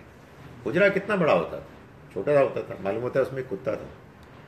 تو اس کو نکالا تو پھر وہ آئے. ظاہر ہے حضرت جبرائیل فرشتے ہیں، ان کا اپنا ایک ٹیسٹ ہے، ہو سکتا ہے کوئی بھی جانور ہوتا ہے وہ نکلوا دیتے. تو وہ اس سے یہ بات مشہور ہو گئی کہ کوئی رحمت کے فرشتے نہیں آتے. حالانکہ حدیث میں یہ بات واضح طور پر بیان کی گئی ہے کہ 3 چیزیں تو بالکل کتوں کے لیے جواز پیدا کرتی ہیں. ایک ریوڑ کی رکھوالی، ایک سیکیورٹی، تیسرا شکار، یہ جس کا ہم ذکر کر رہے ہیں. یہ اور بات ہے کہ ہمارے ہاں اصل میں ہر چیز میں چونکہ وہ ہوتا ہے نا ایک افراد تفرید، تو وہ کتوں کی جو گندگی ہے اس کے بارے میں احتیاط نہیں ہوتی.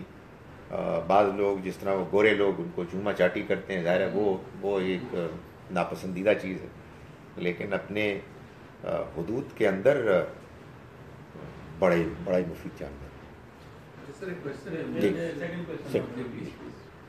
دوسرا ہے کہ جو کثرت کی نماز ہے اس میں ڈفرینٹ لوگوں کی ڈفرینٹ انٹرپریٹیشن ہے، یہ کتنے ڈسٹینس کے بعد یہ اپلیکیبل ہوتا ہے. اور کیا کیا کنڈیشن ہیں، تو اس کے اوپر آپ کی کیا؟ میں آپ سے شرطیہ طور پر یہ کہتا ہوں اسی سے ریلیٹڈ کیونکہ ٹاپک پہ کثر کی نماز کا جو قرآن میں ذکر ہے وہ اس کی جو کنڈیشن بیان کی گئی ہے وہ بیسیکلی اگر ڈر ہو حملے کا، تو اس پہ جو میں نے پڑھا تو اس پہ بھی ذرا وضاحت کرتے ہیں کہ کیا ٹریول اگر حملے کا ڈر نہ ہو تو اپنی کثر پڑھی جا سکتی ہے کہ صرف اس وقت ہو جب حملے کا؟ دیکھیں پہلے یہ لے لیں، قرآن مجید میں سورہ نساء کی آیت نمبر 103 ہے میرا خیال ہے کہ یہ بتایا گیا ہے کہ لا جناح علیکم ان تقصروا من الصلاۃ، تم پر کوئی گناہ حرج نہیں ہے کہ تم نماز قصر کر لو۔ جب یہ سٹیٹمنٹ واضح کر رہی ہے کہ قصر کرنا ایک اختیار ہے، لازم ہے ہی نہیں، تو پھر ایک چیز تو رول آؤٹ ہو جاتی ہے کہ کسی موقع پر انسان کو لازماً قصر کرنا ہے۔ تو ہمارے ہاں ایک تو لوگوں نے جو غلطی کی وہ یہ کی کہ قصر کو لازم کر دیا کہ آپ نے سفر میں قصر کرنا ہے۔ جب آپ یہ بات کہتے ہیں تو آپ سے ایک نیا سوال پیدا ہو جاتا ہے کہ پھر یہ سفر کب شروع ہوتا ہے؟ انہوں نے پھر اس کے ڈسٹنسز بیان کرنے شروع کر دیے، حالانکہ پہلی چیز یہ ہے کہ یہ اختیاری چیز ہے، دوسری چیز یہ ہے کہ اس میں کوئی ڈسٹنس بیان ہی نہیں ہوا ہے۔ وجہ یہ ہے کہ سفر کیا ہوتا ہے یہ آپ بہتر جانتے ہیں۔ انسان جو ٹریول کر رہا ہے، یعنی مثال کے طور پر میں آپ سے یہ پوچھتا ہوں کہ آپ کراچی شہر میں رہتے ہیں تو آپ کا سفر شروع کب سے ہوگا؟ کہ جب آپ وہ نکل جائیں گے لانڈی سے آگے اور اس سے آگے، اور جب کراچی کی باؤنڈری ختم ہوگی، کی ماڑی سے آپ جائیں لانڈی، تو میرا یہ خیال ہے کہ کوئی اچھے بھلے سفر سے زیادہ مہنگا پڑ جائے گا آپ کو سفر، اس قدر تھکا دینے والا سفر ہے۔ تو اس لیے سفر کو ڈیفائن نہیں کیا گیا، انسان پر چھوڑ دیا گیا ہے۔ نماز کو آپ نے لائٹلی نہیں لینا اور آپ نے کنسیشن اویل کرنا ہے۔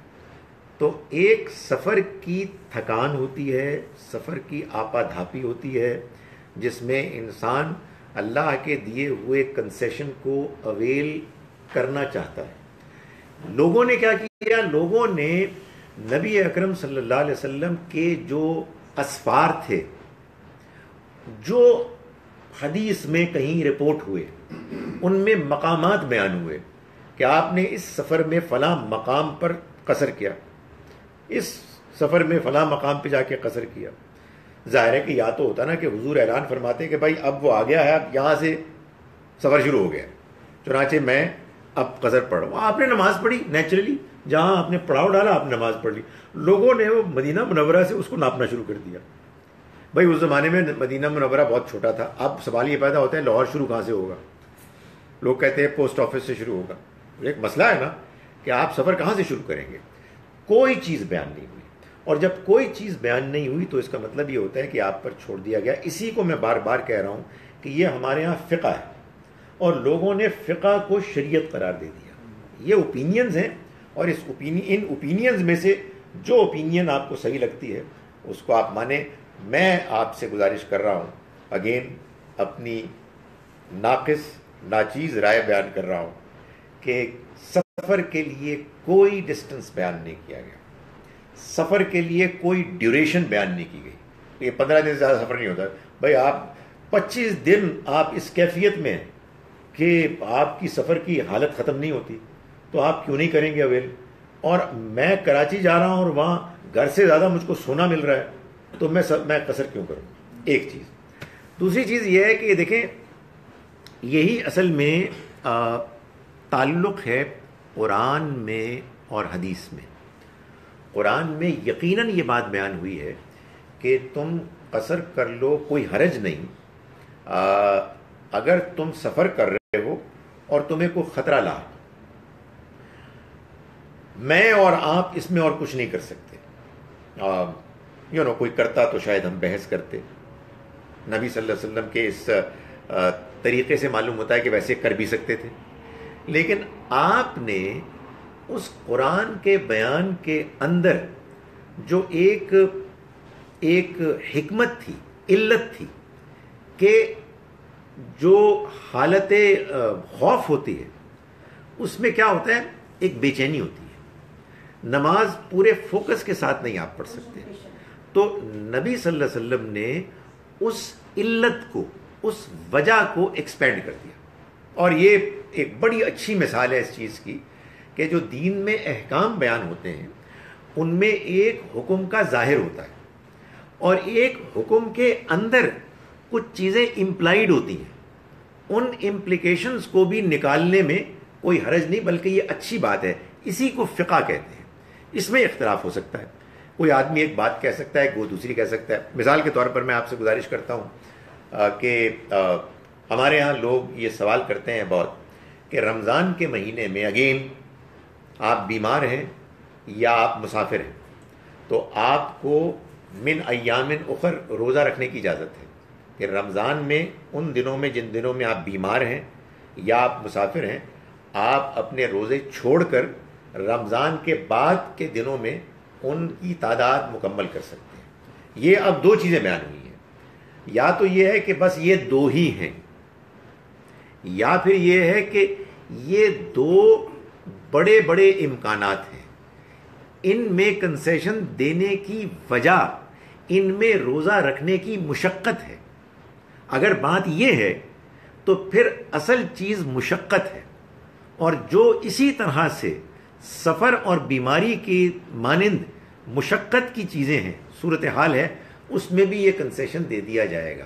چنانچہ اگر مثال کے طور پر کہیں آپ سے یہ سوال پوچھتا ہے، جیسے مجھے کسی نے پوچھا کہ میں کہیں چین میں یا فلاں جگہ میں ایک ایسی فیکٹری میں کام کرتا ہوں جہاں مجھے بھٹی کے سامنے جانا پڑتا ہے سخت آگ کے علاوہ میں، اور یہ کام کئی گھنٹے میں کرتا ہوں، میرا جو امپلائر ہے وہ نان مسلم ہے، میں رمضان میں میرے لیے تقریباً ناممکن ہو جاتا ہے. تو میں نے اللہ کا نام لے کے اسی علت کو سامنے رکھتے ہوئے کہا کہ آپ ویکینڈز میں جب چھٹیاں ہوں تو آپ روزے رکھیں، کوشش کریں کہ آپ پورے رمضان کی چھٹی لے لیں اگر پاسبل ہے، ممکن نہیں ہے تو من ایام اخر دوسرے دنوں میں روزے رکھیں. یہ ہے اصل میں علت کا اطلاق کرنا اسی طرح کے دوسرے معاملات پہ. تو نبی اکرم صلی اللہ علیہ وسلم نے کر دیا تو بات ہی ختم ہو گئی، آپ کوئی اعتراض کر ہی نہیں سکتا. میں اور آپ کریں گے تو ٹھیک ہے، لوگ اعتراض کر سکتے ہیں کہ یار یہ ٹھیک نہیں ہے. یہی بات ہے کہ جو میں کہتا ہوں جو ان ممالک میں ہوتی ہے جہاں روزے بعض اوقات 18-20 گھنٹے کے ہوتے ہیں. ہمارے یہاں لوگ کہتے ہیں جی کہ لازماً رکھیں. یہاں پاکستان میں بیٹھ کے کہنا بڑا آسان ہے، وہاں لوگ ڈیوٹی دے رہے ہوتے ہیں گوروں کے ساتھ. ایک مسلمان ہے، پولیس میں ہے، 4:30 بجے دوپہر کو اس کو پتا ہے کہ روزہ کھلے گا 9:45 بجے اور وہ ڈیوٹی دے رہا ہے. ہی کی ناٹ بی فریش. ایک سرجن ہے جس نے سرجری کرنی ہے، ایک بندے کی جان ہے اس کی چھری کے نیچے، اور آپ اس کو کہہ رہے ہیں کہ تم نے لازماً روزہ رکھنا ہے. میرا یہ خیال ہے کہ یہ ان پہ چھوڑ دیں، یہ قصر، یہ کنسیشنز اس علت کے ساتھ ان پر چھوڑ دیں. دین کے ساتھ کھیلنا نہیں ہے، لیکن دین کے معاملے میں وہ رویہ بھی اختیار نہیں کرنا کہ اللہ ہم پر اپنا احسان جتلا رہے ہیں کہ میں نے تمہارے اوپر کوئی تنگی نہیں رکھی اور میں چاہتا ہوں کہ تم میرا شکر ادا کرو، اور آپ پہ نہیں کچھ نہیں ہو سکتا. میری دیکھیں گزارش یہ ہے اس میں کہ جن دنوں میں رکھنا ممکن ہے، رمضان کی اپنی ظاہر ہے کہ ایک حیثیت ہے، ان دنوں میں جیسے ویکینڈز میں ان میں تو رکھیں. میں آپ کو بتاتا ہوں کہ آدمی رکھ لیتا ہے، لیکن جن دنوں میں آپ کے لیے رکھنا ممکن نہیں ہے، جیسے مثال کے طور پر آپ کو کام کرنا ہے اور کام یہ مسلمانوں کا ملک نہیں ہے. ہمارے ہاں تو کیا ہوتا ہے کہ آپ کہتے ہیں کہ 1:30 بجے 2 بجے چھٹی، اور اس کے بعد جا کے الحمدللہ جو قیلولہ ہوتا ہے وہ بہت زبردست ہوتا ہے، لیکن وہاں تو اس کا امکان نہیں ہے. تو آپ سوچئے نا کہ ایک مسلمان جو ہے وہ دفتر میں ہے اور اونگ رہا ہے، سو رہا ہے، تو اس کو یہی کہا جائے گا کہ بھائی اگر آپ یہ کر سکتے ہیں تو آپ ضرور کریں، نہیں کر سکتے تو جب آپ کے لیے ممکن ہے ویکینڈز وہ تو لازماً رکھیں. اور یہ جو ہیں ان کو اسی علت پر محمول کر کے آپ دوسرے دنوں میں اس گنتی کو پورا کریں. بھائی اتنی بات کہہ دینی چاہیے. جی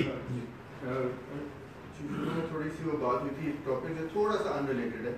ایک ورڈ مولا کا ورڈ جو ہے وہ ہم لوگ بہت استعمال کرتے ہیں مولا، وہ کیا اس سے ریفرنس اللہ تعالیٰ کی طرف بھی بن سکتا ہے یا بنتا ہے کہ نہیں بن سکتا؟ نہیں، بن تو سکتا ہے، بنتا ہے، ہوا مولانا اللہ تعالیٰ کے بارے میں استعمال ہوا ہے، لیکن بعض الفاظ ایسے ہوتے ہیں کہ جن کا مفہوم ایک سے زیادہ ہوتا ہے، اور وہ اپنے مفہوم کو اپنے خاص کانٹیکسٹ کی رعایت میں پھر اس کو طے کیا جاتا ہے۔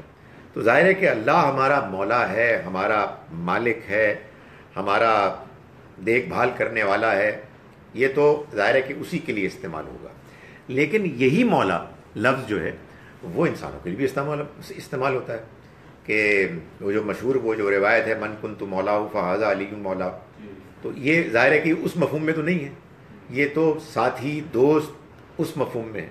تو یہ اس مفہوم میں ہمارے ہاں استعمال لفظ ہو گیا ہے عزت کے لیے، احترام کے لیے، جیسے لفظ رسول ہے، یہ لفظ ظاہر ہے کہ ہم تو استعمال کرتے ہیں اللہ کے پیغمبروں کے لیے، لیکن قرآن مجید میں یہی لفظ استعمال ہوا ہے جبرائیل علیہ السلام کے لیے بھی، وہ بھی فرشتے اللہ کے رسول یعنی پیغمبر تھے، اور اسی طرح سے سورہ یوسف میں وہ جو پیغام لانے والا بندہ تھا اس کے لیے بھی لفظ رسول استعمال ہوا ہے، اور آج کے دور میں یہ کسی ہندو کے لیے استعمال ہو جاتا ہے رسول الہند، ہند کا نمائندہ۔ سو یہ ڈپینڈ کرتا ہے کہ لفظ آپ کس مفہوم میں استعمال کر رہے ہیں۔ ہمارے ہاں چونکہ ہوتا کیا ہے کہ ایک لفظ کی ایک خاص حیثیت، اس کا احترام وہ دلوں میں قائم ہو جاتا ہے، تو وہ ہم پھر کسی اور مفہوم میں جب استعمال کرتے ہیں تو لوگوں کے لیے بڑی پریشانی ہوتی ہے، اور چونکہ ہم نے یہ بھی طے کر لیا ہے کہ عزت، احترام اور وہ توقیر، تعظیم، یہ دین میں وہ اصول ہے کہ جس کی اگر وائلیشن ہوگی تو اس کی سزا بھی ہم ہی دیں گے، تو اس لیے لوگ ضرورت سے زیادہ سینسٹیو ہو جاتے ہیں اور وہ برا بھلا کہنے لگتے ہیں۔ سر، یہ جو کہا گیا ہے کہ اہل ایمان اہل کتاب کی محسنات کے ساتھ شادی کر سکتے ہیں، تو اس میں ایک بندہ یہ دلیل دے رہا تھا کہ اگر اہل کتاب کی خاتون آپ کے گھر آ جائے تو چونکہ مسلمان تو سب رسولوں پر، سب نبی پہ ایمان رکھتے ہیں، تو اس گھر میں اس کے لیے کوئی ایمبیرسمنٹ کی جگہ نہیں ہوگی کہ وہ کبھی ایمبیرس ہو۔ لیکن اگر مسلمان خاتون اہل کتاب میں چلی جائے تو چونکہ وہ حضور صلی اللہ علیہ وسلم کو نہیں مانتے، تو ان کے گھروں میں ہو سکتا ہے کہ حضور صلی اللہ علیہ وسلم کے بارے میں ڈیروگیٹری ریمارکس یا اس قسم کی چیزیں پاس ہوں، تو وہ خاتون بڑی ایمبیرسڈ فیل کرے گی، تو اس لیے بھی اوائڈ کرنا چاہیے۔ یہ بندے کا وہ ٹھیک ہے، اچھی بات ہے، لیکن کبھی کبھی ہو سکتا ہے کہ ان کا شوہر وہ آیت پڑھے کہ جس میں یہ ہے کہ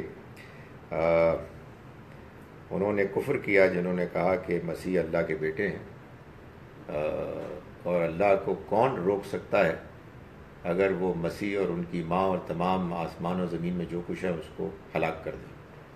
ظاہر ہے وہ بھی تھوڑی سی نروس ہو سکتی ہے کہ اس کو ہو رہا ہے، لیکن ظاہر ہے کہ جب انسان ایک اوپینین فارم کر لیتا ہے تو اس کے بعد دوسرے بہت سے دلائل بھی آتے ہیں۔ میں ابھی تک یہ سمجھتا ہوں کہ یہ بات ٹھیک ہے کہ خواتین ادھر نہیں جائیں، لیکن اس میں کچھ سوالات ضرور پیدا ہوتے ہیں۔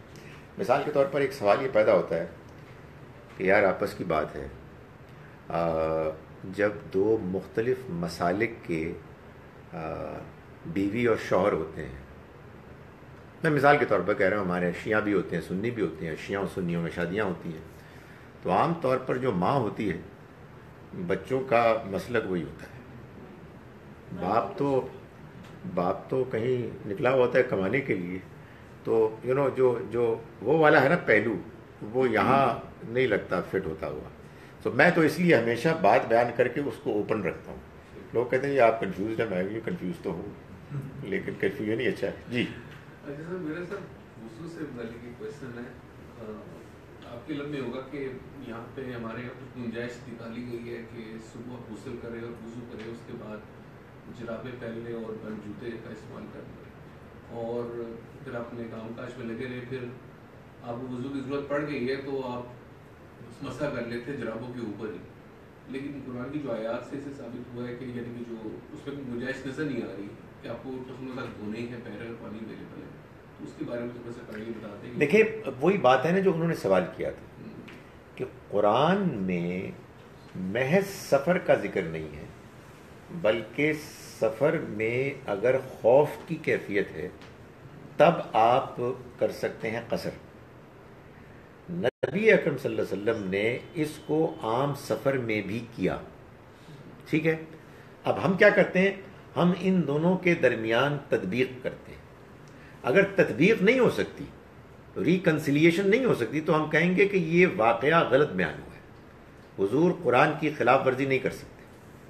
لیکن یہ واقعہ ہے اور قرآن کی آیت ہے، اور دونوں کے درمیان یہ تطبیق ممکن ہے کہ جو کنسیشن ملا تھا خوف کی حالت میں، اس کے پیچھے جو اصل وجہ تھی، علت تھی، وہ اصل میں اس خوف میں بے چینی اور نماز میں، پوری نماز میں فوکس کرنے کے کم امکانات.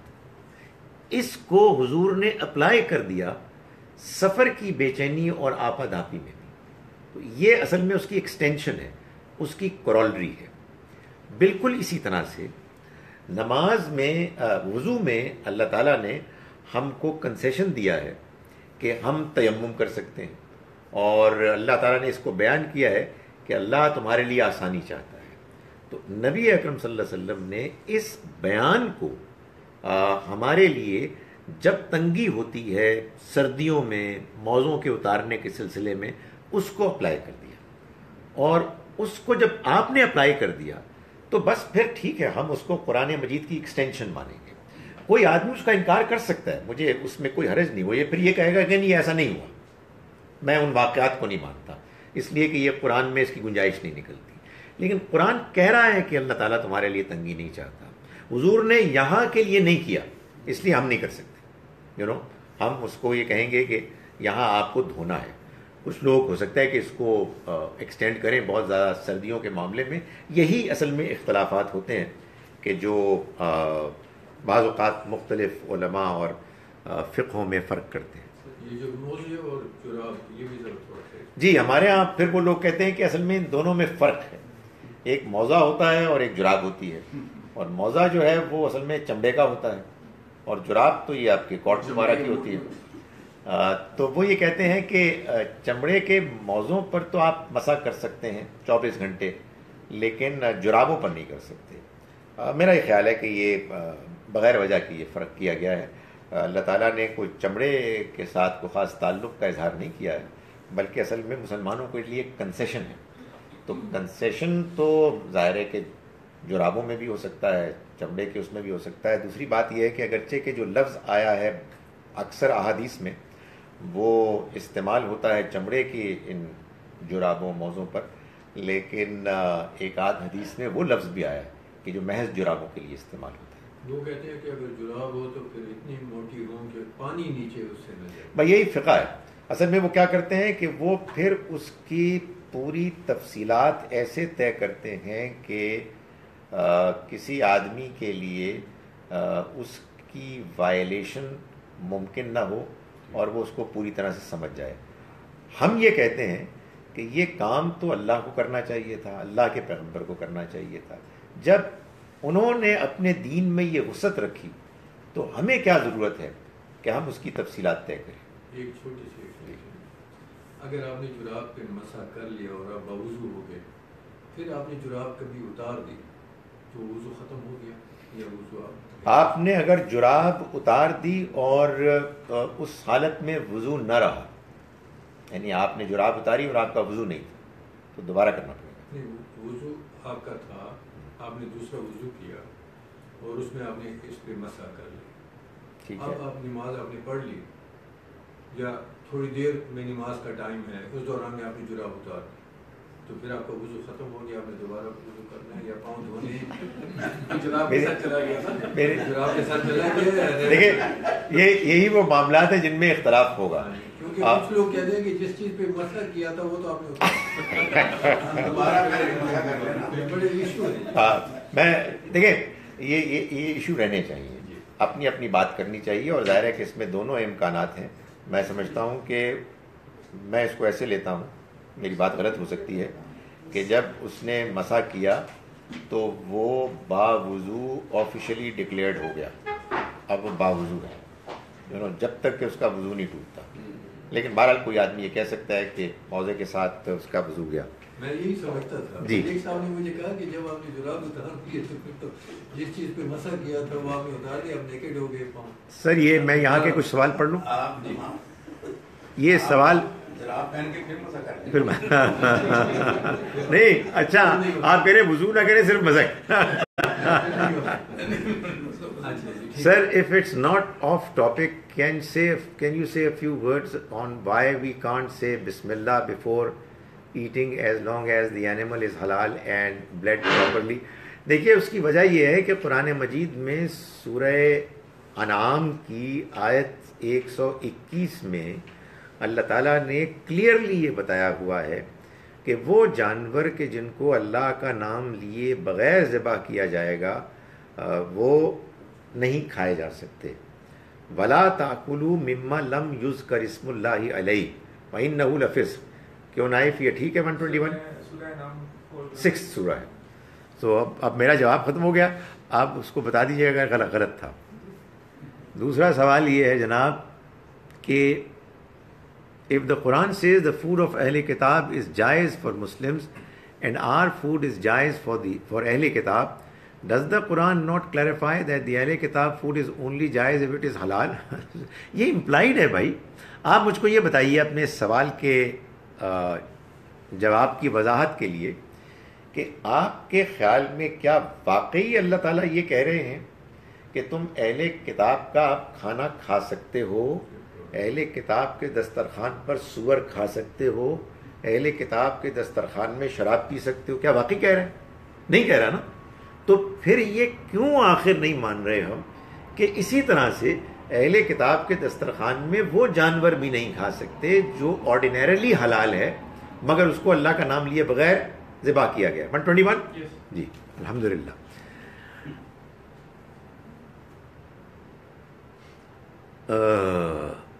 وہ کہتے ہیں جی ظہیر صاحب 2-4 جملے ایسے ہیں جو میں نہیں پڑھوں گا.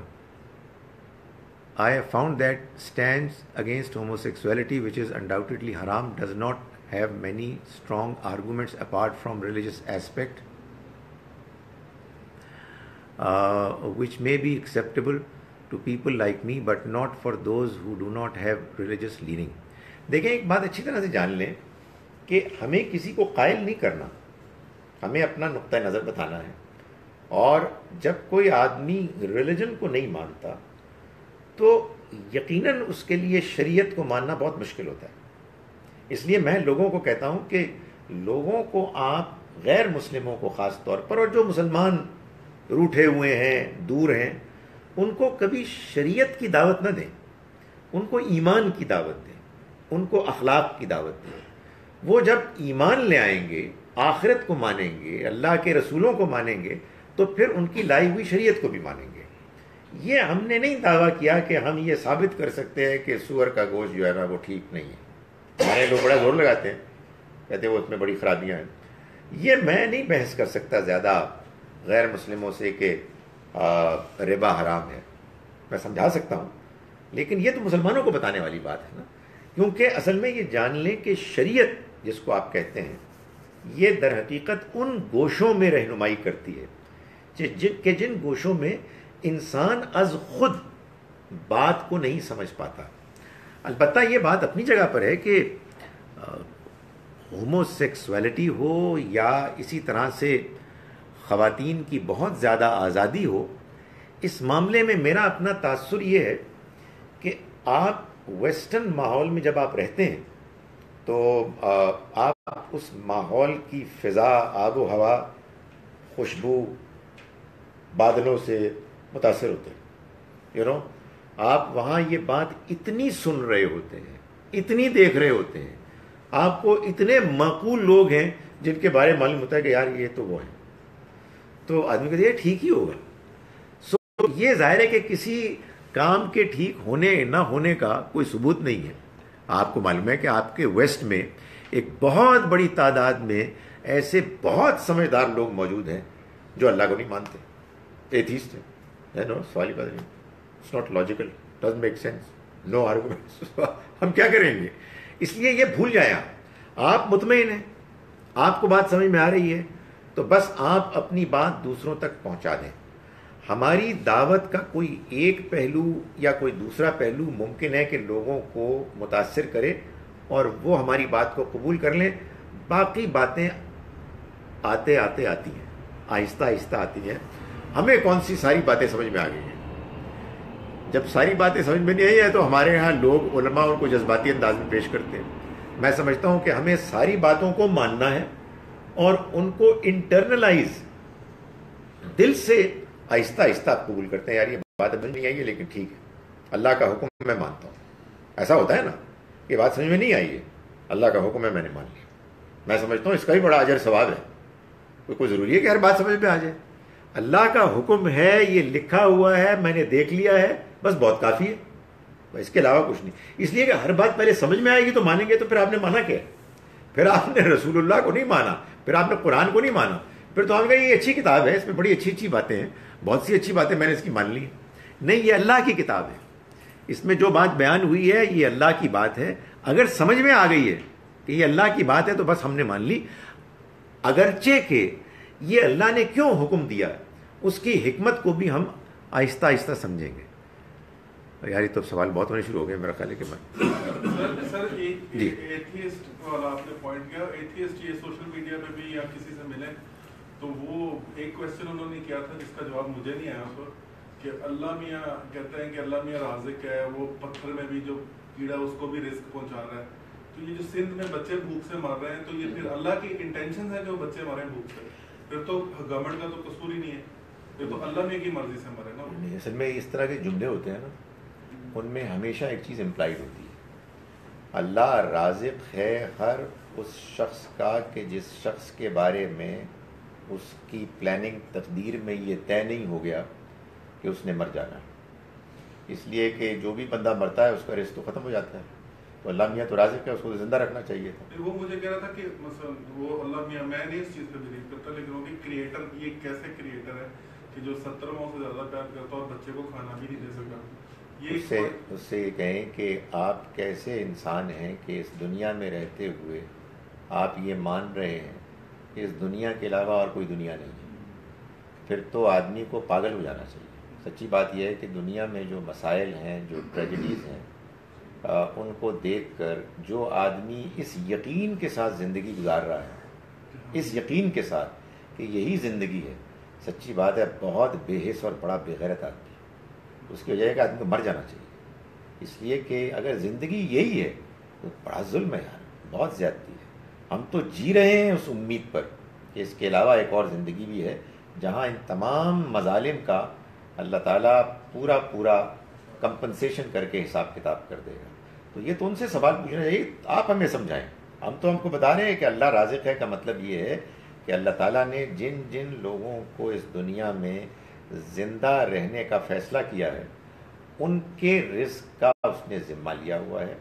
رہے چولستان یا فلاں کے جو لوگ ہیں قحط میں، ان لوگوں کے معاملے میں بھی اللہ تعالیٰ نے جو اصول بنایا ہے وہ آزمائش کا اصول ہے. یہ آزمائش فرد کی بھی ہے، یہ آزمائش معاشرے کی بھی ہے. اگر میرے ہمسائے میں کوئی شخص بھوکا مر رہا ہے، اس کی بھی آزمائش ہے کہ وہ صبر کرے، اور وہ اگر خدا نخواستہ بھوکا مر گیا، کامیاب ہو گیا، آگے جا کے اس کو بہت کچھ مل جائے گا، میں پکڑا جاؤں گا. اس لیے کہ میری ذمہ داری تھی کہ میں اس کی مدد کروں.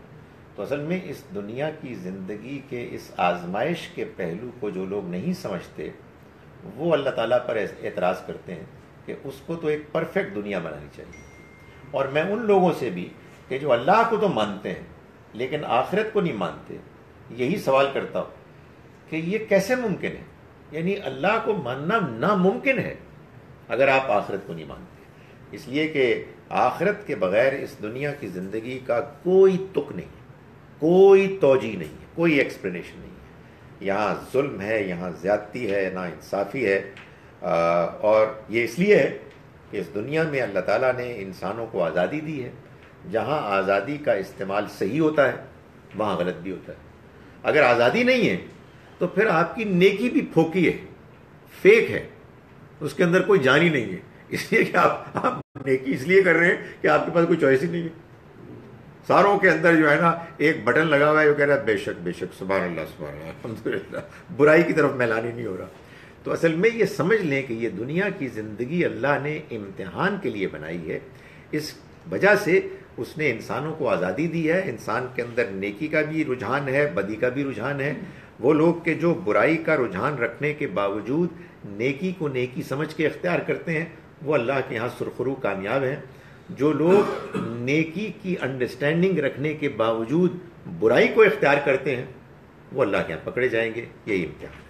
چلیں جی. اس آزمائش پہ یعنی کہ معاشرے کے ساتھ ساتھ حکمران نے ان کا بھی بہت بڑا ظاہر ہے جس کے جتنا اختیار ہے وہ اتنا ہی وہ جواب دہ ہے. وہ جو ایک مشہور حدیث ہے جس میں کہا گیا ہے کہ کلکم رائن و کلکم مسئول عن رعیتہ، تم میں سے ہر ایک چرواہا ہے اور وہ اپنے ریوڑ کے بارے میں جواب دے. ایک چھوٹا سا جی.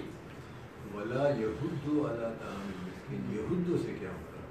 یعنی وہ ابھارتے نہیں، مائل نہیں کرتے. مائل نہیں کرتے، یعنی ایک تو یعنی کہ خود نہیں کھلاتے. یہ تو ہو سکتا ہے کہ آپ کے پاس بعض اوقات خود اتنا کھانا نہ ہو، آپ دوسرے آس پاس کے جاننے والوں کو مائل نہیں کرتے کہ وہ مسکینوں کو کھانا کھلائیں. ایک صاحب کا میں پڑھ رہا تھا، یہ میں عام ترجمہ تو یہی تھا، لیکن ایک آپ نے پڑھا he does not urge himself. دیکھیں اب خود بھی اپنے نفس کو ٹھیک ہے، یعنی یہ تو اس میں شامل ہی ہے. لیکن ایک جگہ دوسری جگہ آیا نا سورہ فجر میں وَلَا تَحَاضُّونَ عَلَىٰ طَعَامِ الْمِسْكِينِ، تو اس میں تو ورب کا استعمال بتا رہا ہے کہ یہ ایک دوسرے کو نہیں کرتے، جیسے نا تواصو، تو اسی طرح سے یہ کہ ایک دوسرے کو مائل نہیں کرتے. میرا خیال ہے یہاں کے سوالات کافی ہو گئے، نماز پڑھنے. پھر انشاءاللہ میں شاید کسی اور موقع پہ ان کے جواب دے دوں یا آپ کو لکھ کے بھیج دوں. اقول قولی ھذا